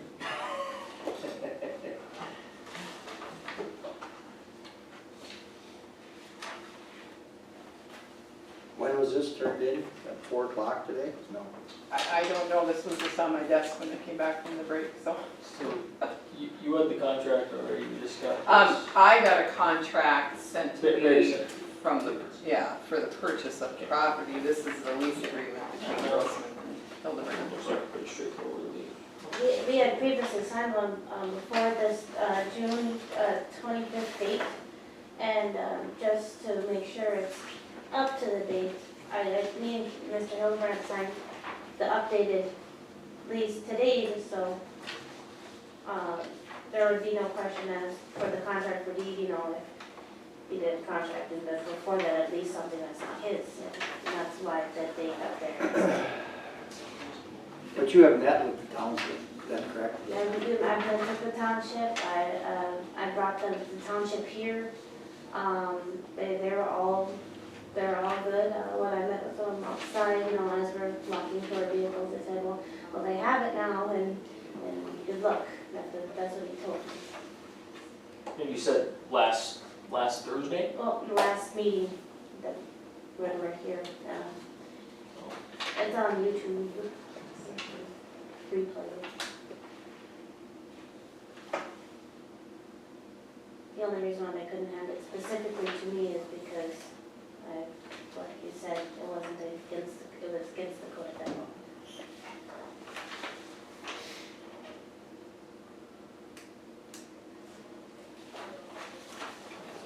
She's talking to She's somebody. talking to somebody, I don't know who it is, but it's somebody. My heart does thump.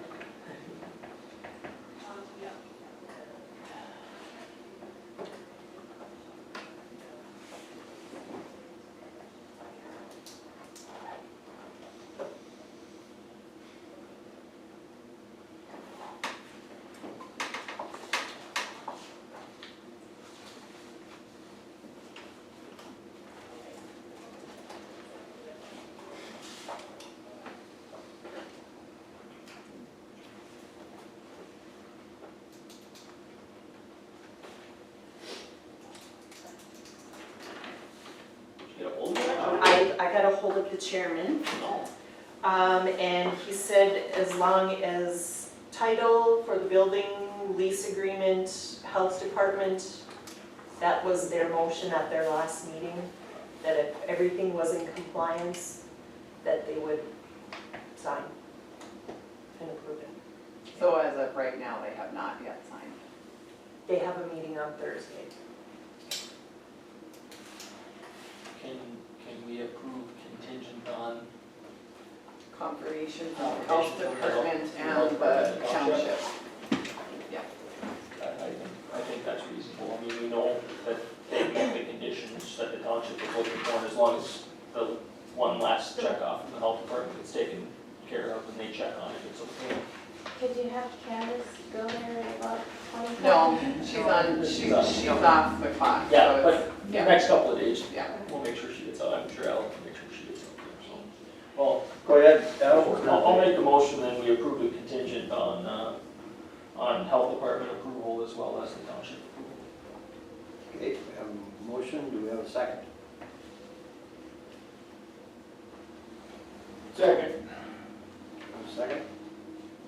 Any other questions, discussion? Just to make sure, we'll go to the meeting on Thursday, get that. Well, we gotta vote yet, so. On this lease agreement, they have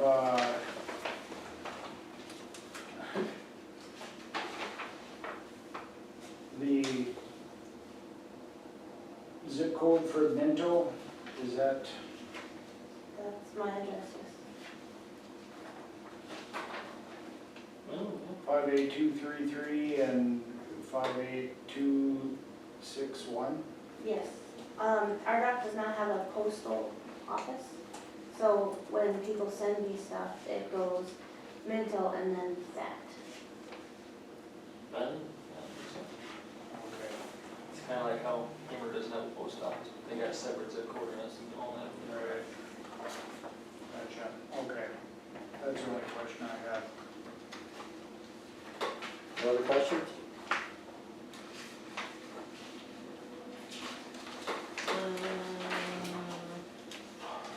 Candy? It says that the following described properties situated in the city of Devils Lake. Well, what is the address? Is there an address? We have two which landlord does hereby lease and let unto Leslie the premises known as Wally's Wild West Roadhouse, 8330 Highway 2, Devils Lake, North Dakota. So it's not the legal description, but I think that's pretty clear from the listing, the intent of what the property is. All right there? Well, this comes down to a challenge of a lease, so she's clearly providing a lease saying that she is going to operate this business for the year, so. Any other questions? Roll call. Lightfon, Aye. Fred, Alright, Olson, Aye. Brown. Aye. Motion passes, but this is contingent on the written agreement with the township and approval from the health department. So Understand lid, that?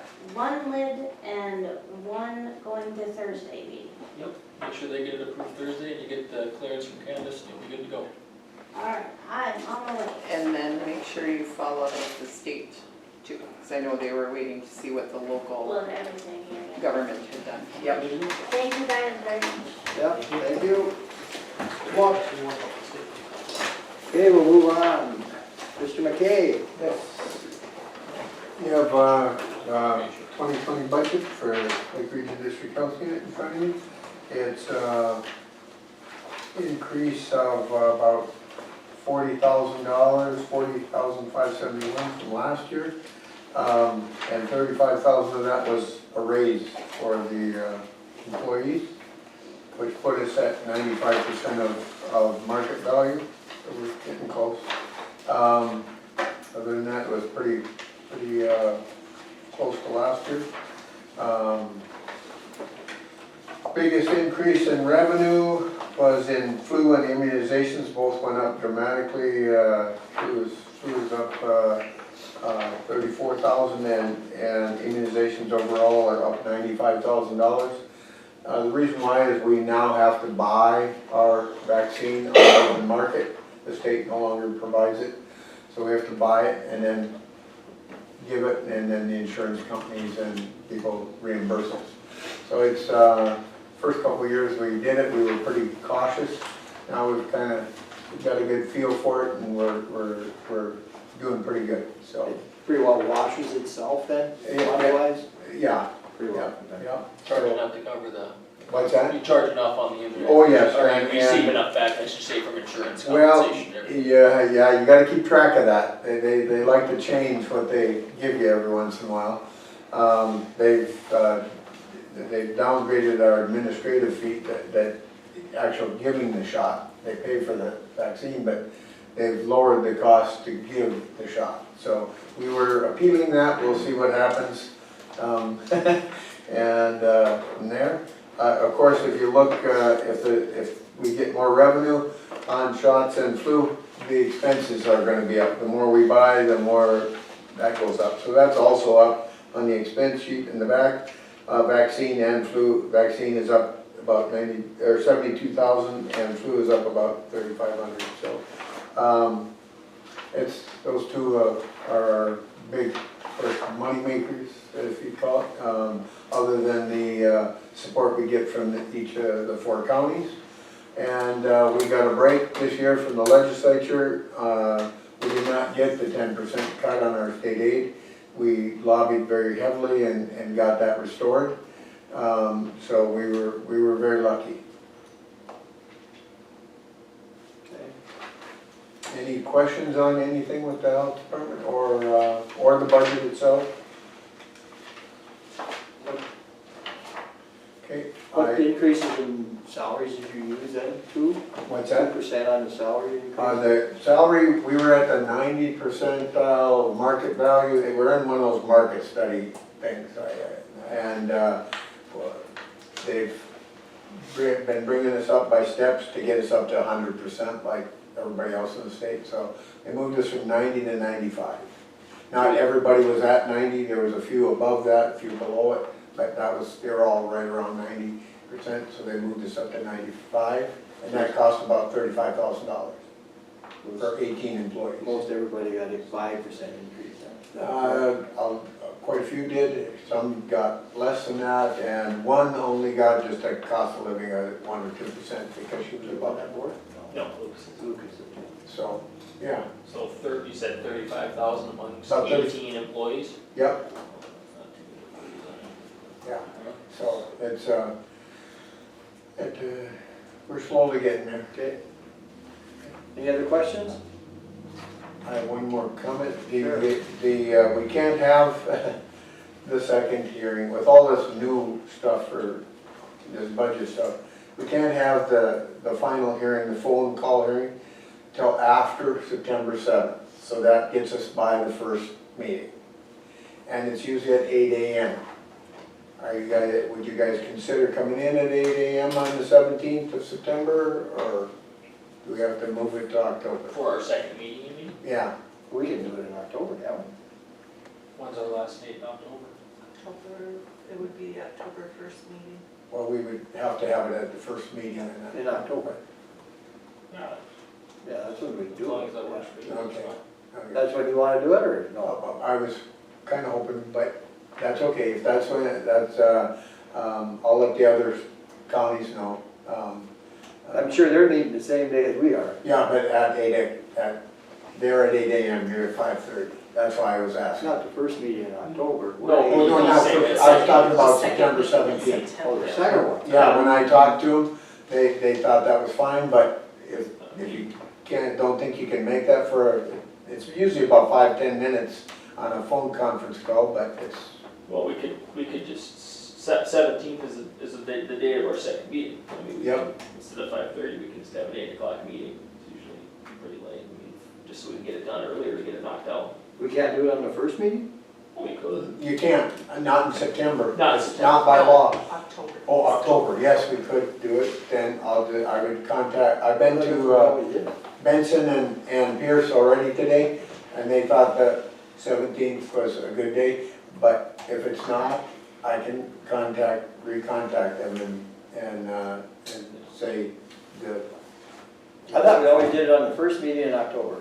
Actually. That's our last day to finalize it, so. Actually, no, ours was long before that, before they changed everything, but now it's all messed up, but, so we're learning. I just gave it to when I asked them when they would want it, they both said September 17th, but, like I say, if it's not doable, I will contact our auditors and. What's the other commissioner gonna do? Well, I mean, we've got some time before that comes, right? So I mean, if you contact them and that 1st of October doesn't work for them, we can always shift that second meeting in September, we got time to make it happen. We could have, that's fine. Yeah. Our inclination would be then go that first meeting in October, but if it doesn't work for them, Okay. we can move ours to. Oh, all right, I will call them tomorrow morning at 8 See if it o'clock. works for them, but if not, Okay, and I'll let Candy know immediately. Okay. Okay? Thank you. Thanks for your Thanks, Al. consideration, I appreciate it. Yeah.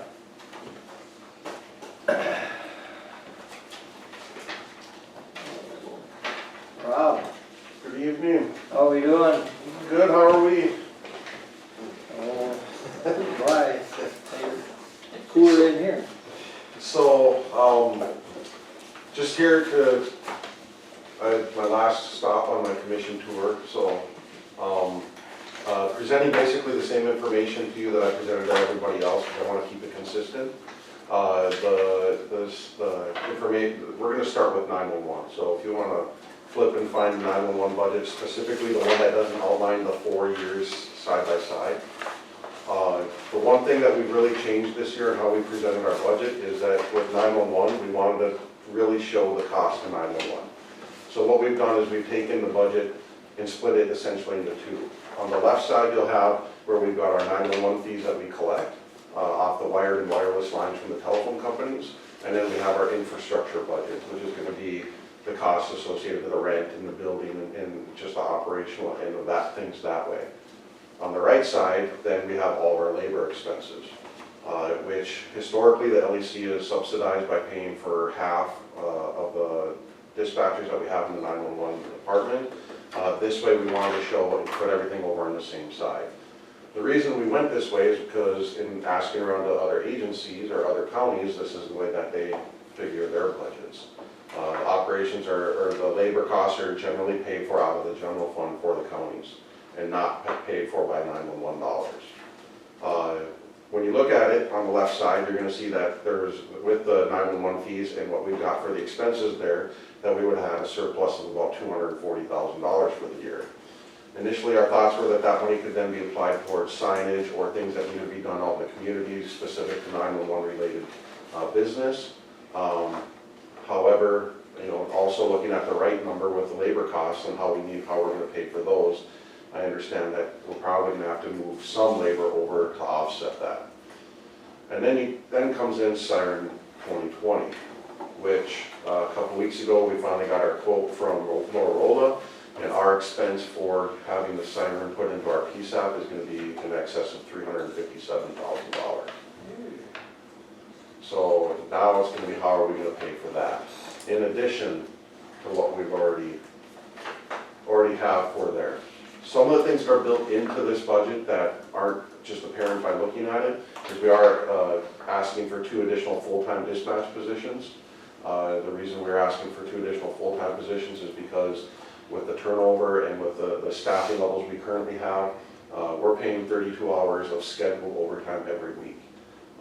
If we were to add 2 full-time positions, we could then at least manage our staff and get them to 40-hour work weeks where we could reduce our overtime budget by close to $60,000.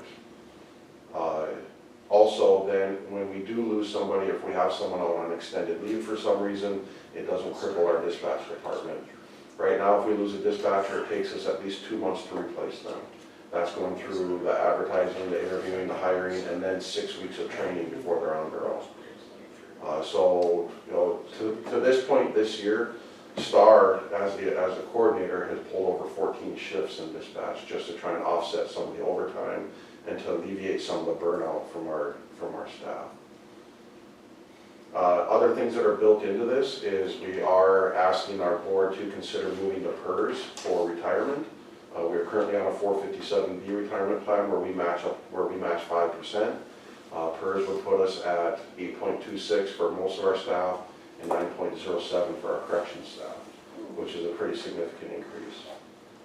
We also have included a 2% cost of living adjustment to the pay scales, and then step increases for performance-based evaluations at the end of the year. This is also still showing our healthcare at a 90-10 split, which is what it's been for, I think we're at 2 years now since we switched it from 95-5.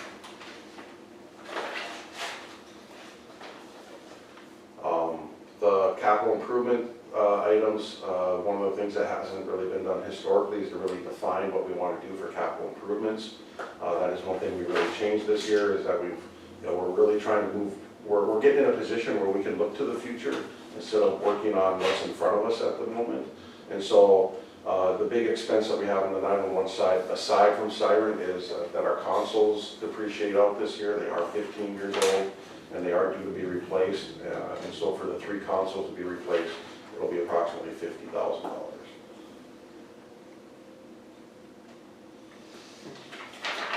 So, the siren expense, there's no state dollars that are behind that siren? Not for the PSAPs. Not for the PSAPs. Right. So that's just on the law enforcement side of it then? Correct.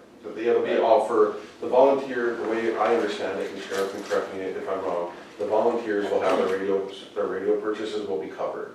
And then when you get Also like volunteer fire departments? Right, things that- right. Ambulances, fire departments are covered. And then when you get to the law enforcement agencies, they're gonna cover like $1,500 a radio.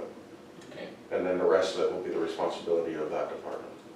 And all the 911 centers in the state are gonna have to pay for the siren upgrade Yeah. out of operating or wherever they're gonna get the Right. dollars from. So Yeah. basically, property tax.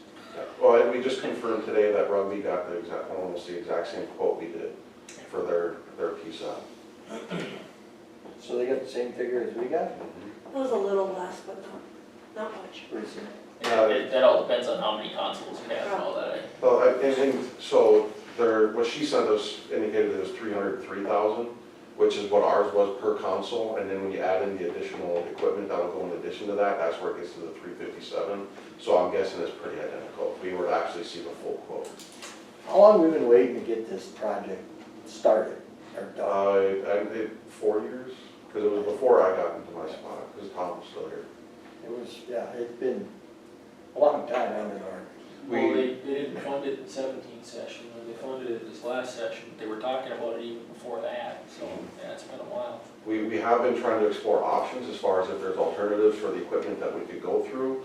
We've talked with Jamestown Communications, and while there is, and it would be at a savings up front on the back end in order for us to become interoperable with the network through Motorola, then we're looking at 6-figure costs on the back end that way. So it really is going to wash out. So what you're telling me is we're not gonna win either way. Right. We really have no money put away for this 357. No. We have there's a $50,000 CD that 911 still has. That's all we've got aside from what's been checking. So, I'm just looking at the sheet here, trying Go to ahead. discern everything. Ask questions, Yeah. time now. So, essentially, off of the cell phone-based revenue, that's the only, at this point, that's the only revenue that's pulled in to pay for 911. Right. That we've traditionally shown that we're using to pay for that. Right. So projected, we're at 601, and if you take the expenses between labor and everything, so we're gonna be at about a $494,000 shortfall. Yep. And then we're talking siren on top of it. Right. So we're talking, and when does siren have to be done by? Well, they're in the phase now where they're going to be looking to try and get out into the PSAPs and get that equipment put in, potentially even by the end of this year yet. So this isn't necessarily an expense that'll even happen next year. We can't drag our feet as much. Right. And seriously, our radio equipment is, we've been piecing it together for so long, waiting for siren to come, we can't really wait too long. As far as as the figures on the top of the red column there, that was just basically for discussion purposes, really trying to figure out how to split that shortage if we were to go that way. The LEC does benefit administratively from 911 and the services they provide, not only as a control room, but handling a lot of other duties within the facility. So we felt like we had to pay our fair share of that as well. But how, to try and do a cost share formula would be really difficult because we don't use 911 where everybody else would. So again, it's kind of a discussion for discussion purposes as far as how we would go about doing that.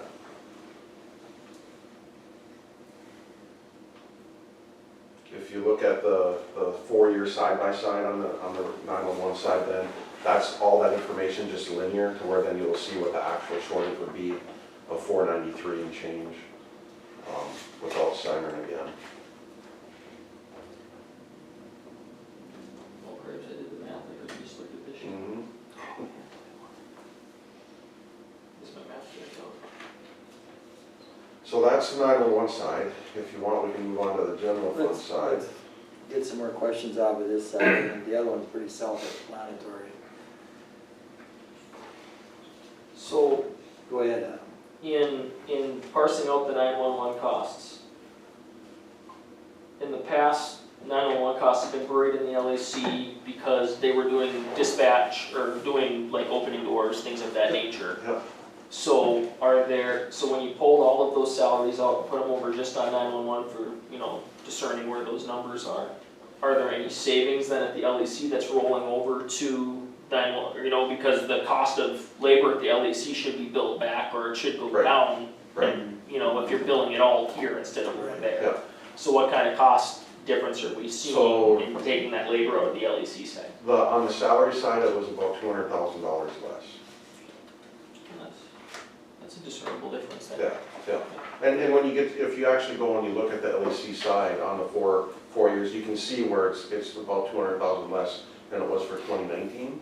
And then also you'll see where the reimbursables, because we pay all payroll out of the general fund, and then we reimburse it back on a 911 and reentry. So then you'll see where the reimbursables really increase because of that, on the reimbursable expense and revenues. Okay, yep, here I see it. Okay, yeah, payroll taxes, everything goes down.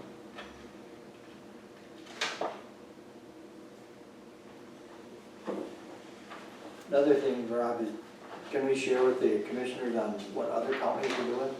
So, Do you have some? Eddie County was the first place that I stopped and went, got a lot of dead air. They were really trying to process it. And I really don't know what to expect. I think that they're probably the biggest wild card as far as, what they're gonna do. I really don't know. Counter County was really quite supportive of the budget, the way it was presented. Kind of is what they've been looking for. Their statement and what they wanted everyone to know is that they just want to pay their fair share. They don't, if they have to pay more, they have to pay more. It was a very good meeting. I still think that they have, out of anybody, they have the most reason to probably leave because their judicial district has changed over to Rugby now.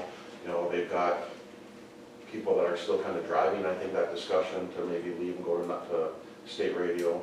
But the meeting there was very positive. The two commissioners I talked to last night, they want to stay with us. Right, That's right. what I got. Yeah. Nelson County, so just to give you an idea of Nelson County, if you look at your 911, what they did is if you look at the total expenses that we have on 911 for 2020, on the 4 years combined, it's like 1.093 million. They then look at the cost share formula. If you look on the LEC, we have the cost share percentages. They applied that to that number. So you take 4.6% or whatever the heck it is on that side, you come up with approximately $50,000 is what that would be of that expenses. Then they went up and looked at their wired and wireless fees that we're collecting, and it comes out to $80,000. So then he was like, well, you owe us $30,000. So that was kind of the mentality. He wasn't serious about that, but he was trying to prove a point. And in short, I got him to just say that they're willing to pay as long as it's just their fair share. Because I told him there's no way you're going to be able to pay and get your 911 services for the $80,000 that you're getting in wireless fees, in the fees. No matter who they go with. Yeah, it doesn't matter. So. One of the comments you had at Eddie County was when Commissioner Rude asked you, you know, doesn't the $2 cover this? And you said, Yeah. not even close, you And, know. and out of the $2, there's 35% that's taken off of that before we even get it. So we're only getting 65% of that $2, so we're getting $1.30 for every $2. Well, just off the projected numbers, you need probably $5 a line, you know, to even get close to breaking even. I mean, we're not even, we don't even have the dollars off of that to even operate, let alone any increases in, you know, cost for putting socket in way to doing kind of equipment work and all the kind of things that have to be done. It's a technology business like any other one. The city, they're in a hardcore cut mentality. I've been actually getting emails from our representatives from the city wanting to explore options a little bit more in detail, including shutting down reentry, eliminating 911, as far as options that they want to explore. And I had Benson County this morning. They were, you know, I think they're a little frustrated with just the numbers and how much it's looking at costing them additionally. They gave me a number that they're willing to pay, which is basically 10 mills, which comes out to less than 350,000. When I looked at what we would need to do to get them to that, we'd have to cut about 400,000 across the board based off of the cost share formulas to get them to about that number. They were supportive, you know, I think they realized, you know, Jim Wang was there and he was real supportive. He really kind of presented it to him, was like, okay, well, you know, your options are basically you can go and try and get a bond and build your own facility, and I guarantee it's gonna cost you more to run it than what you're paying now. You know, it's a tough pill to swallow, I agree. because it's been so intermingled with law enforcement for so many decades, not just years, it's decades, it's been a long time. And it's the right move, I feel, to break away, but it's gonna be substantial hit to the counties and the city, you know, to bring this up to operational. So it takes care of itself. And we gotta have 911, there's no such thing as cutting 911.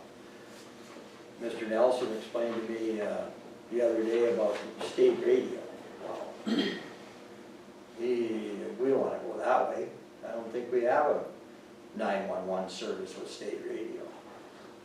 And even just on the LEC side of things, and I don't know the full ramifications as far as dispatching and stuff like that, if 911 were to go away for the, you know, the entities that are locally, but, you know, we would still have to hire 4 additional staff to then man that control room as a control room for the jail.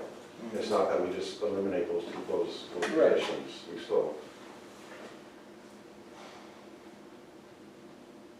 And as far as, one of the concerns that was brought up during the city commission meeting that I was able to research was that by moving all the staff over into the budget the way we have, that then we can't use their salaries towards further contract negotiations for rates with the marshals and stuff. And as long as we're not using 911 dollars to pay for those salaries, we can still do that. We're just pulling it out to really show how 911 is operating. So we still have the ability to do that.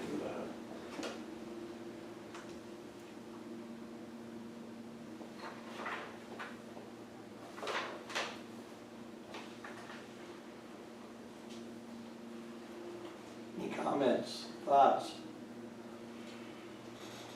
I do have a few things for the general fund side. One of the things that we changed this year is that historically, to determine the incarceration rates or the fees that we would get off the incarceration, the first 6 months of the previous year would be doubled and then just carried over for the next year. So the rates for 2019 basically took the man days for each county from January through June in 2018 and doubled it. So for 2020, I've changed it where we're going to a 3-year average, just because I think we really experienced an influx and we overcompensated on the revenue side of things for 2019 and overstated it. And this will take that into consideration and it won't overstate those types of situations. So we're actually projecting like $280,000 less in board revenue from our local entities in 2020. So then, when you look at the cost share formula, Where that's gone up, it's gone up essentially the same. So if the money's still coming in, it's just a matter of where are you designating it coming from. One of the things that happened today, I ended up getting an email that had a spreadsheet attached to it from Southwest Multi-County in Dickinson. And looking at the spreadsheet, it actually indicated how much they charge per each agency per day for incarceration down there. And that's going to be the entity that's the closest to us as far as how we're formed by multiple agencies. And they're charging their member agencies $115 a day. So what I did before I came to the meeting today is I took our total, local incarcerations and our total cost share formula. I added those up. I then divided it by the projected number of man-days we have for each agency, local agency for next year. And in order to make the budget break even, we'd have to charge $103 a day.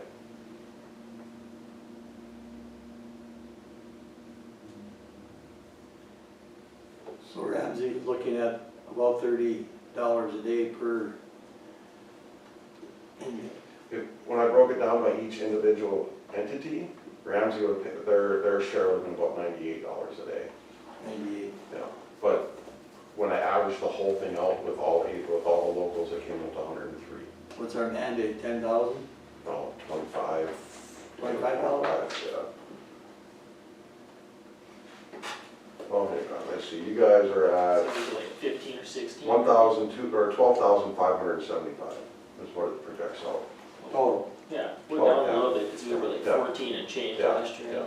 So when I went to the 3-year, it's 12,575. So it would amount to about another 300,000 for Ramsey County alone, if you went to 25, went to $98 approximately. Well, it would just, basically all you're doing is taking your incarceration boards and your joint, adding your cost share to it. It's just that you'd eliminate the cost share and all that money would just flow down into the boards. We have Jamestown coming in tomorrow, Stutsman County. We have Stutzman 911 coordinators coming tomorrow. We also have the Grand Forks County 911 coordinator coming, and then Dwayne Shell, who's the interim siren project manager, he'll be there as well. Oh boy, this is. So you're saying going to $98 a day would be as if you eliminate the mill up front, then, is what you're saying? So, Correct? I was yeah, just so- over here, so. so what I did is, if you look at the budget for Ramsey County, you take your cost share for Ramsey County and you add it to your incarceration, the projected incarceration for That gets us Ramsey to County. $98 is what you're saying. And yeah, and then divide it by the number of man days we're projecting, that would have got to 98 for Ramsey. So essentially, if we wanted to run the facility without essentially that membership fee, whatever you wanna Yeah. call it, we'd have to charge 103 a day Yeah. across the board to make Right. it work instead of 75. Right. So it would cost us, if we went that route, it would cost us essentially $5 more per day than what it's actually costing us at the 98, but the Yeah. fee wouldn't be there anymore. Right. So it's about a Right. $60,000 difference then. Yeah.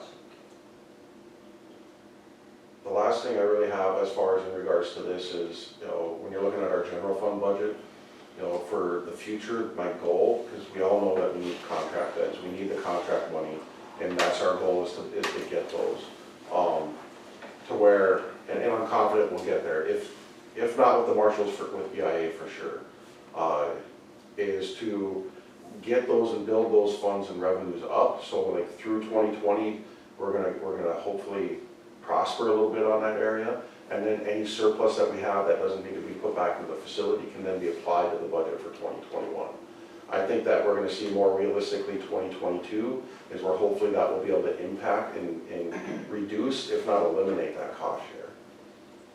I don't wanna get in the habit of making the same mistake we did historically and count on money we don't already have, because those contracts are not guaranteed money.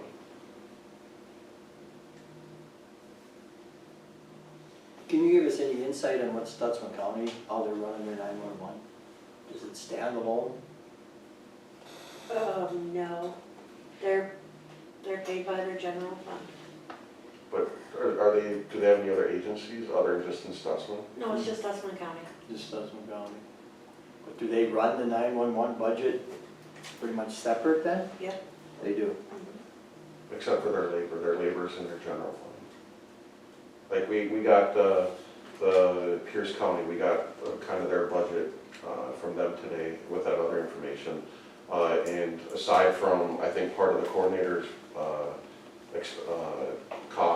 salaries, the rest of their dispatchers are paid out of the sheriff's budget, the sheriff's office budget. They are. One thing that I think that people get confused of is 911 and dispatch. Oh, yeah. It's all the same, but we do a lot more dispatch than we do 911. So, and nobody's ever had to pay for the dispatch part of it.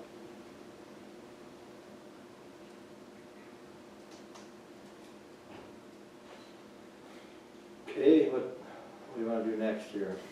Go back and look at the law enforcement? I think I've covered most everything we have built into there. On the law enforcement side, on capital expenditures, we do have in, for 2 vehicles, we're likely just gonna cut one of those, at least. And it's probably for the better anyway, because I'd rather get our fleet on rotation. Every vehicle we have in our fleet right now is depreciated out at least 3-4 years ago, at least, some of them even longer. And we need to start rotating some of them out. We're also going to reduce our fleet by at least 1 vehicle going into next year anyway. Other than that, we don't really have any too many big expenditures that we're looking at for the capital improvement side of things on the LEC side.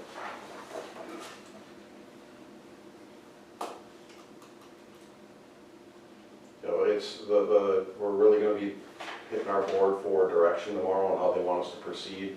You know, we've got a lot of decisions to make specific to staff, you know, salaries, healthcare, retirement, staffing levels. So, you know, this is basically everything that we felt, you know, there's little fluff in here. Most of it, I believe, is justified. There are some things that we can reduce. I also understand the need if we're going to go with PERS. PERS is going to increase our budget by $75,000 next year if we go with PERS. So there may need to be something that offsets that, or something that you know, whether through healthcare or through salaries or something that maybe tries to offset that a bit.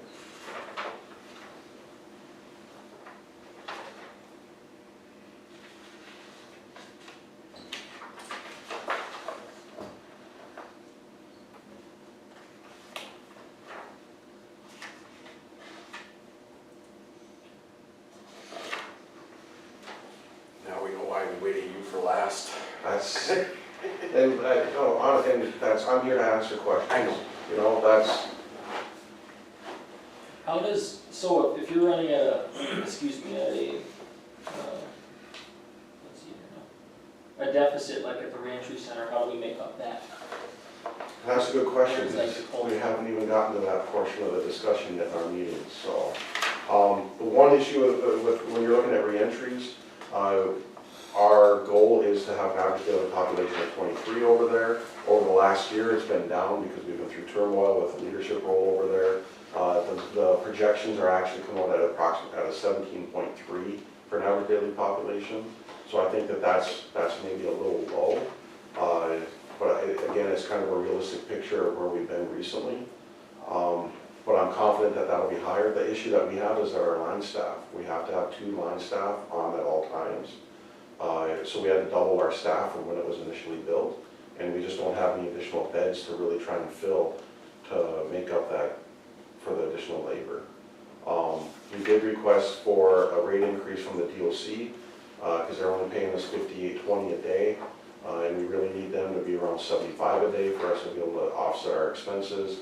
I did that in September. I've reached out to them a couple times. They haven't gotten back to me as far as whether or not we got approved for that.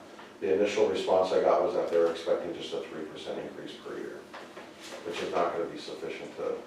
So then, once I get official confirmation of that, we're going to be requesting a contract modification to allow us to charge more to our residents to offset that expense. Right now, we're limited to where we can only charge them $20 per day.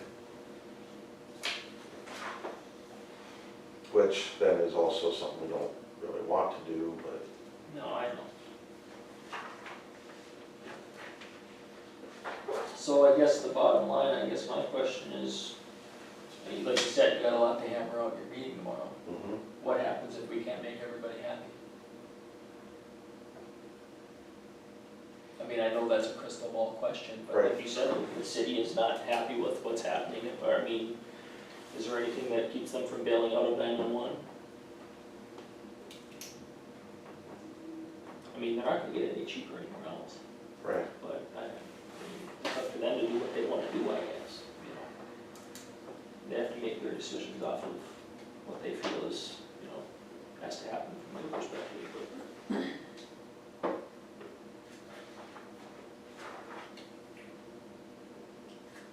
I mean, and I guess I look at it from the aspect of, I understand that the costs of like reentry are going up, obviously. I mean, there's places that I'm sure you can cut there and try to, you know, make the budget look a little bit better, but why in the world would we wanna cut the reentry center? Yeah, I don't know, and that's one of the things that I we mean, talked. we're talking about the push of trying to help people back in the community to drop recidivism, and then we wanna. Here? Well, the last how many years at the LEC, they said, where's the money maker in your county, or your community? Reentry is where the future's going. We should add on. How many times have we heard that in the last how many years? That's the 20? the future is reentry type situation, so build on the reentry center. And now they're talking about, you know, it just doesn't make sense. I mean, that's the future for, you know, so. I don't know if it's the future to make it larger, but I'm just saying, I mean. But the need is there. Yes, the What- need is there. You provide people that are coming out a point of help, so hopefully you decrease the, I mean, it's a catch-22, it's a no-win situation. If we help people not come back again, it still costs a certain amount of money to run the place. So then all of a sudden, instead of 75 or 103, it's 125. You know, I mean, it's really a no-win, but at the end of the day, I mean, we have a certain responsibility to try to help people not come back again. And if, at the very least, if it costs us a little bit of money, I don't see why that's something we wanna, it's like cutting your nose off to spite your face. I mean, I guess in my opinion, I mean, I'm sure other people disagree with me, and that's fine. We run 80% of the reentry, don't we? Yeah, that's over, we're back up over the, more. yeah, 23, so about 80%, and that's really honestly all you can really expect. Yeah. And over the years, we've been full since I've been on board. I mean, numerous times we're, you know. Yeah, over the last year or so, like I said, we've had some turmoil that the average population dropped a bit, just because there was really no clear leadership over there, and we were just trying to find the right person. You know, now that Joe's in there and he's settled in a bit, that's, you know, we've been sitting in 24, 25 over the last couple of weeks.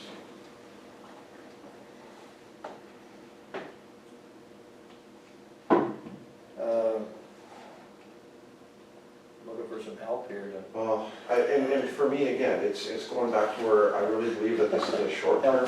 Decision I making. think you gotta get the checkbook out of it. There we go. I know there's expense now, you know, I know it's costing money more than what people really wanna pay, but, you know, it's our goal to get those contracts back in, to start building that revenue consistently, so that then we can start relying on that again and utilizing it as. The law enforcement. Yeah, which will, then we can spread it out again, and we can apply it towards these things.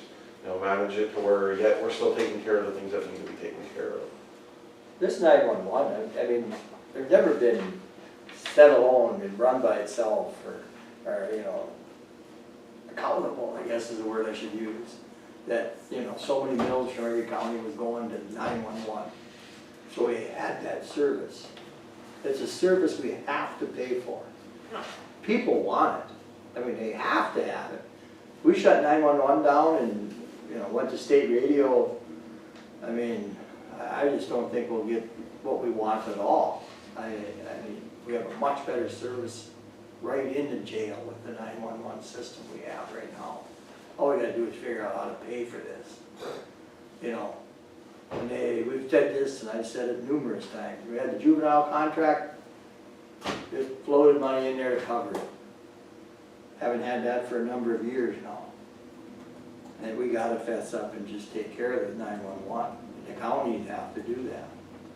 I mean, in the city, you know, big user in 911. Biggest user is the city. Second biggest one is Benson County. Third is Ramsey. I don't think, as a commission here, I don't think we'd have a problem taking care of 911, the cost. You know, we need to do it if we want that service. Well, I guess we gotta look at it from, I guess, my perspective, and you don't have to look at it from my, but my perspective is, there's things you can save money on, there's places you can save cost on, but this isn't something where you just cut it, you don't have to backfill it. That's We right. gotta pay for 911 somewhere, we gotta pay to jail prisoners somewhere. It's just that simple. It is. So, but the question then is, are we gonna save money going someplace else? Or are we better off staying in the position we're at, trying to build, try to get people back in there, let a revenue flow it? And I mean, we made a big investment into the building just last year. Yeah. So, If you bail now, I mean, my God, look at the amount of money you've just. that's my point. Win, yeah. I mean, like you said, so where was the place, it was 115 a day, you said? Dickinson. That's what they charge, or that's what they figured it Well, cost? that's what they charge their membership Yeah. agencies. I mean, so, it's not like we're gonna take our $75 and go someplace else and be like, hey, take our prisoners. Yeah. I mean, Right. it's not gonna be that cheap. And plus, then you've got transfer worth costs, you've got having to run people to, to court case, I mean, the sheriff looks like he's in the headlights back here.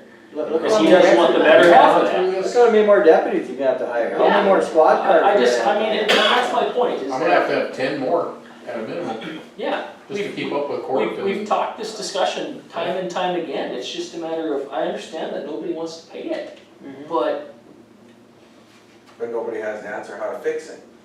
well, I think the answer is it's just everything costs more than it used Absolutely, to. that is the answer. And we don't have contracts like we've had in the past, and they're not coming back. Other than hopefully we can get some more revenue from, like you said, Bureau of Prisons and BIA and all of those places. But they're even cutting back. But they're cutting back too. I mean, we see it everywhere. It's not just in this situation.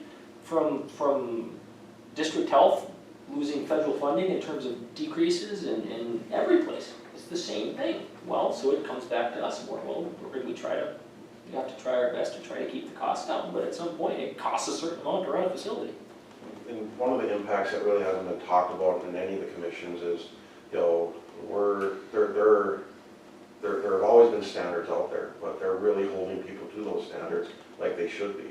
I mean, it's, when we're looking at the mental health issues that we're dealing with, I mean, just over the last couple of days, our captain spent probably 3/4 of his time, if not more than that, just on 2 mental health cases we've been dealing with. Yeah.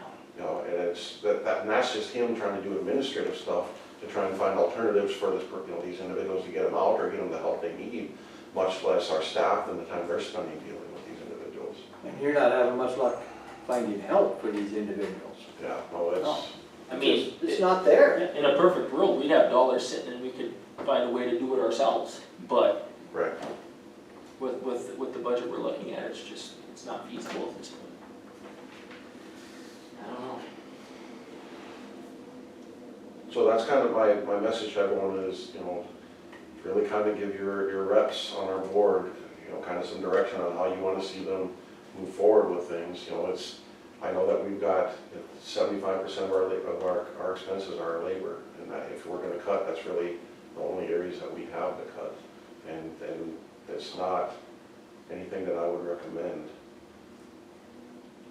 I mean, we don't have, we're pretty much at running where we should be in terms of labor, right? Yeah. Absolutely. Go ahead. Just like you said, like 911, if you don't have enough people, if you don't have enough staff in the jail and you get sickness or illness, whatever, then you're paying overtime. Mm-hmm. Then your cut's just backfilled.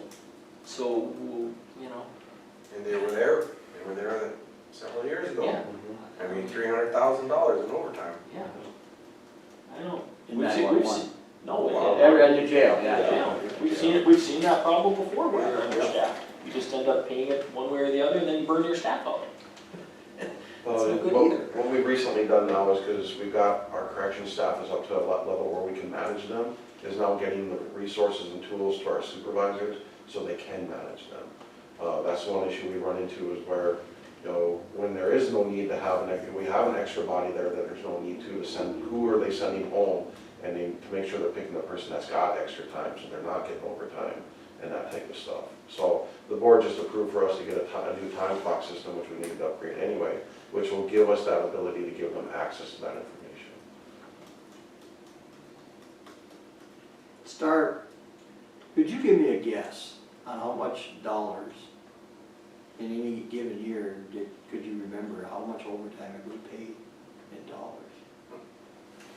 Just a guess? Just in 911, Just I've actually looked at them recently, because as I've gone through and trying to figure out how we're gonna, you know, if we don't add the 2 additional staff, I'm projecting that we'll have over $70,000 in overtime.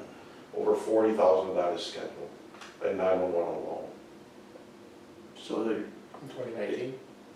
That, yeah, that would, well, as far as looking for a budget for 2020. 70,000.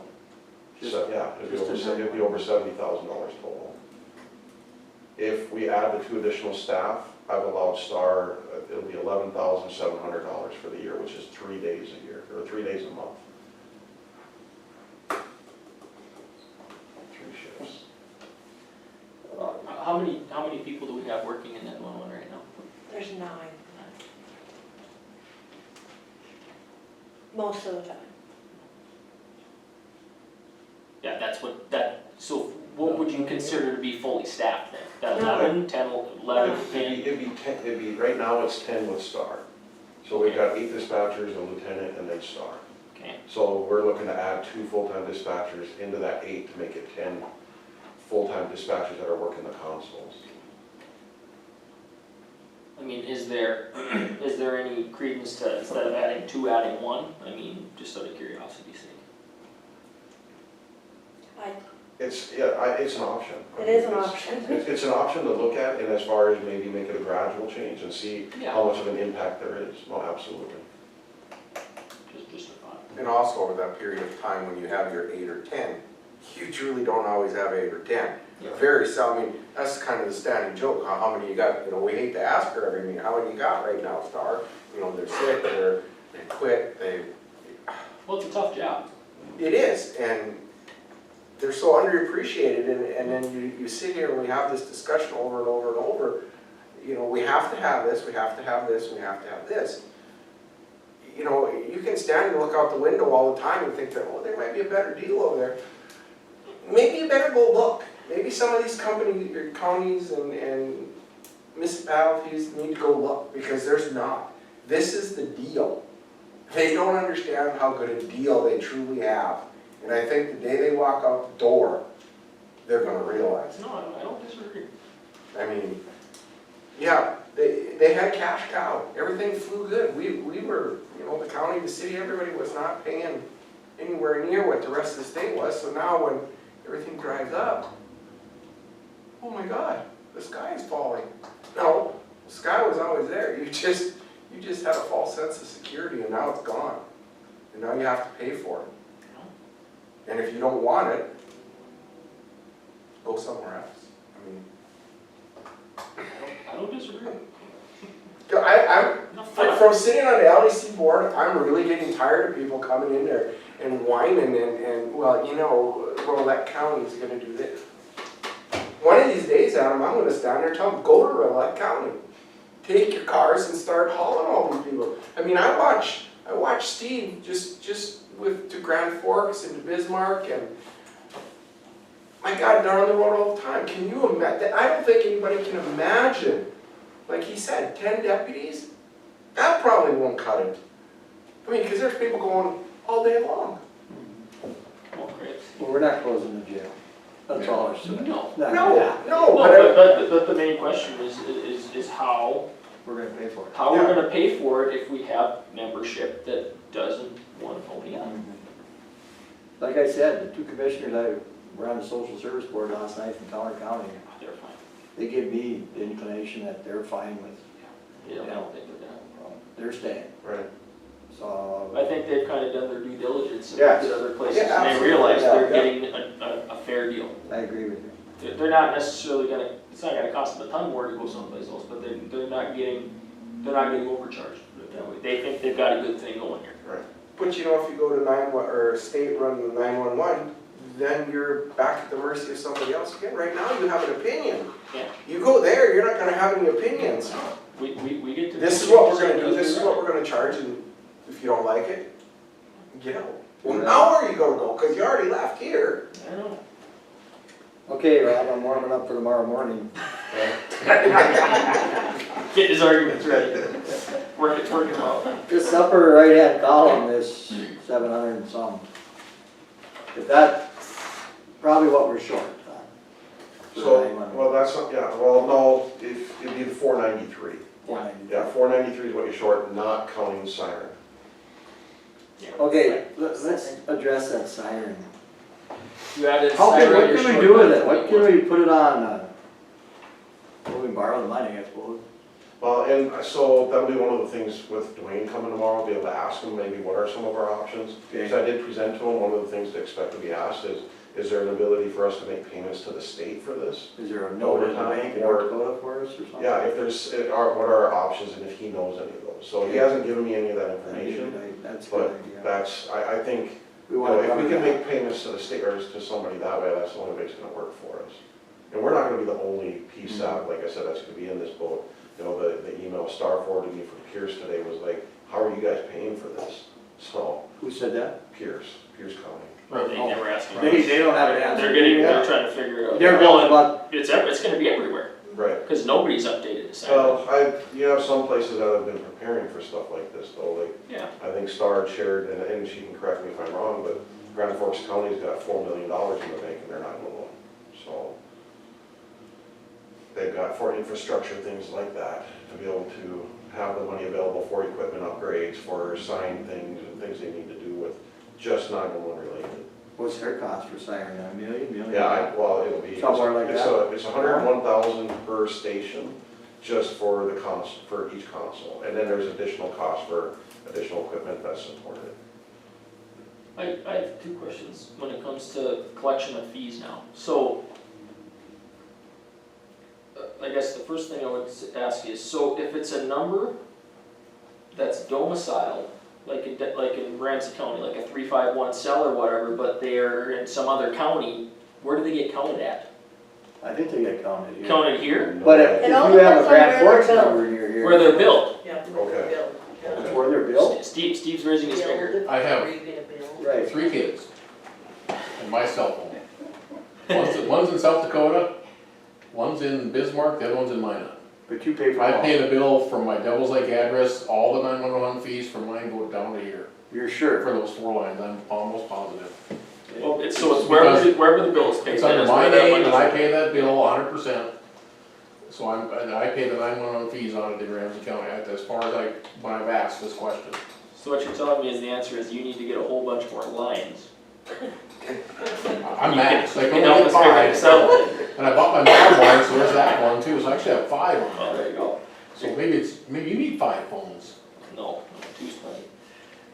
The second question would be then, are we maxed at where we can go on 911 fees? Because that's state mandated, the max you can charge, correct? And we've raised that in the past, so were we maxed out? Yeah, we raised it to $1.50 and then the state raised it to $2 and that's it, you can't go higher than that. So we can't move it any higher until the state basically changes the law and says you can go to 3 or whatever. You know, the answer to 911 is to designate some mills for 911 instead of trying to feed off a contract that's been gone for a number of years. That's the only way we can take care of it, the 493. I mean, the counties and the city are gonna have to come up with that to keep 911 going. Is that right, Rob? Yeah, that's, you know, again, we've got the 2 additional spots built into that, if we could pull one out of there. We also have the 50,000 for, you know, the console replacement, which 60,000. we need to do, but if we wait another year, I don't know. Well, I would guess that there are probably efficiencies in replacing the consoles at the same time you do the siren upgrade. Mm-hmm. And plus the security project that we've got going on right now, because that's gonna add a lot to their existing consoles too, so it's something that, with changing the consoles at the same time, really makes sense. Yeah, otherwise you're gonna incur software fees, Right. people coming back to do it, and all those kind of things. I mean, I guess I look at this and every county gets, or city, or what, gets, you know, get differently, but I mean, from our aspect, if you look at the budget here, on the LEC general, we're down 88,000, on the 911, we're up about, so if you do the math, it's about 17,000 bucks. I mean, I don't think that's crazy. Now, like, the city is gonna get hit harder if they don't go along with it, because they got 105 plus, they'd be at about 107,000. You know, so, I mean, I guess, from our perspective, obviously, we're all in on this. We gotta make it work. I mean, we don't wanna have to take on more expense than we need, but if that's what it takes to get the place, you know. Always remember, the county's responsibility is to have a jail. Yeah. Not the city. It's the county's responsibility to have a jail. I know. Century Code says every county will belong to a jail. And we're not closing that jail. No. That's So, what I'm I'm not saying. afraid of Ramsey taking on some extra expense Well, to make that's- sure that happens. I mean, I don't wanna take on a whole bunch, but I'm just No, I saying, don't if, either. if that's what it takes to make this work, that, I mean, like Rob said, just direction to you guys going there tomorrow morning, I mean, I guess I don't have any problem if we have to take on a little more than that 17,000 additional to make it work, I mean, if that's what is gonna have to happen, that's what we gotta do. A year ago, when I came to the commission and asked for support on the cameras and the intercom, I mean, I felt the commission here was more than willing to back that project, more than willing. I mean, I went back to the law enforcement center meetings and relayed that message to them. And I think that's what swayed people to, move forward with that project. And it's gonna help that place immensely, make it so much safer. It's something that, isn't it, Star, Rob, Steve? Both sides, the Yeah. inmate side and the staff. It's a Everybody, no-brainer. yeah. Yeah. Costs money. It costs some money, yeah, but not having 911 is gonna cost a hell of a lot of headaches for a lot of people. I mean, we need to take care of this and fund it appropriately, so it's set for a number of years. We're not back here at the table next year wondering now what the hell we're gonna do. But set it up so it's taken care of, it's there, and we have what we need. It's not something we can throw down the chute and forget about. We gotta take care of it. But Not to belabor, but one more question. Is it possible to track when the state says we can't move prisoners to the state pen anymore? Just so we can see what additional costs we're going to incur from it? Yeah, no, Going I've already let all the sheriffs know and the state's You attorneys. got it? Okay, just so we can have a number going forward, It's so at not, least. it's not an issue with males, it's an issue with Yeah, females. I know the females right now, they've capped it. Yeah. We don't have any that are sitting and waiting either right now either. Well, that's good. But just so we at least have that number when it We're comes to the already next legislative session, so we can say, hey, these are direct costs that you would push on us, that, is there any way you can maybe help us out? Because we're doing you a favor by keeping them here. And the Sheriff's Association and the Association of Counties also want that information, so Because they're that's, looking at we'll be tracking that. pushing for state help as well. Yeah, I think that's. Because we're not, it's all the counties that are, like we get our new system into the jail, it's gonna make it a lot safer to keep those probably, the prisoners that we need to keep here. Maybe they are, got a lot of, problems, and at least we'll have a better chance of watching them and taking care of things.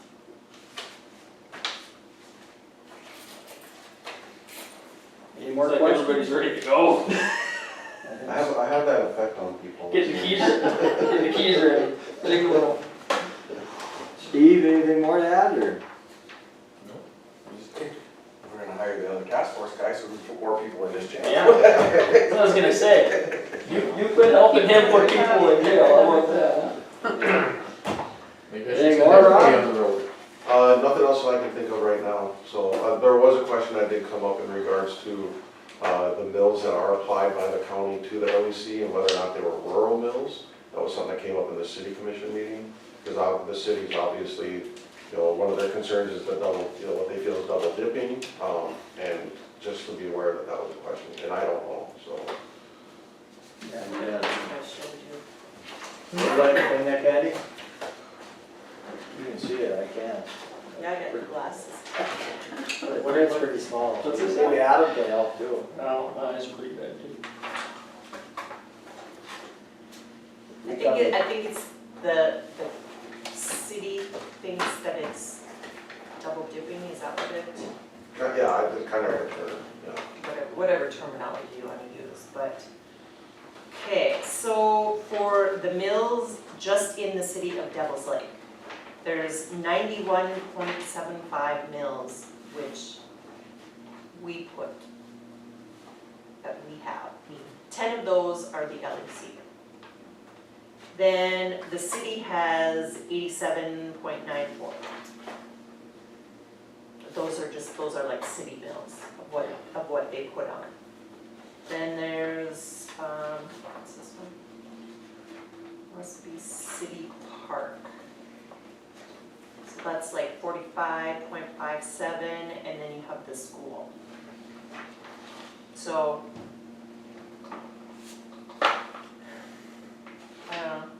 I think, I mean, the city's located in Ramsey County, so I think if the city has to pay a portion, then they should up their bills. That's my thought. And again, I just wanted to bring it up so that, because I know it may be a question that's asked, and just so you guys are prepared. So I don't know what the answer is either.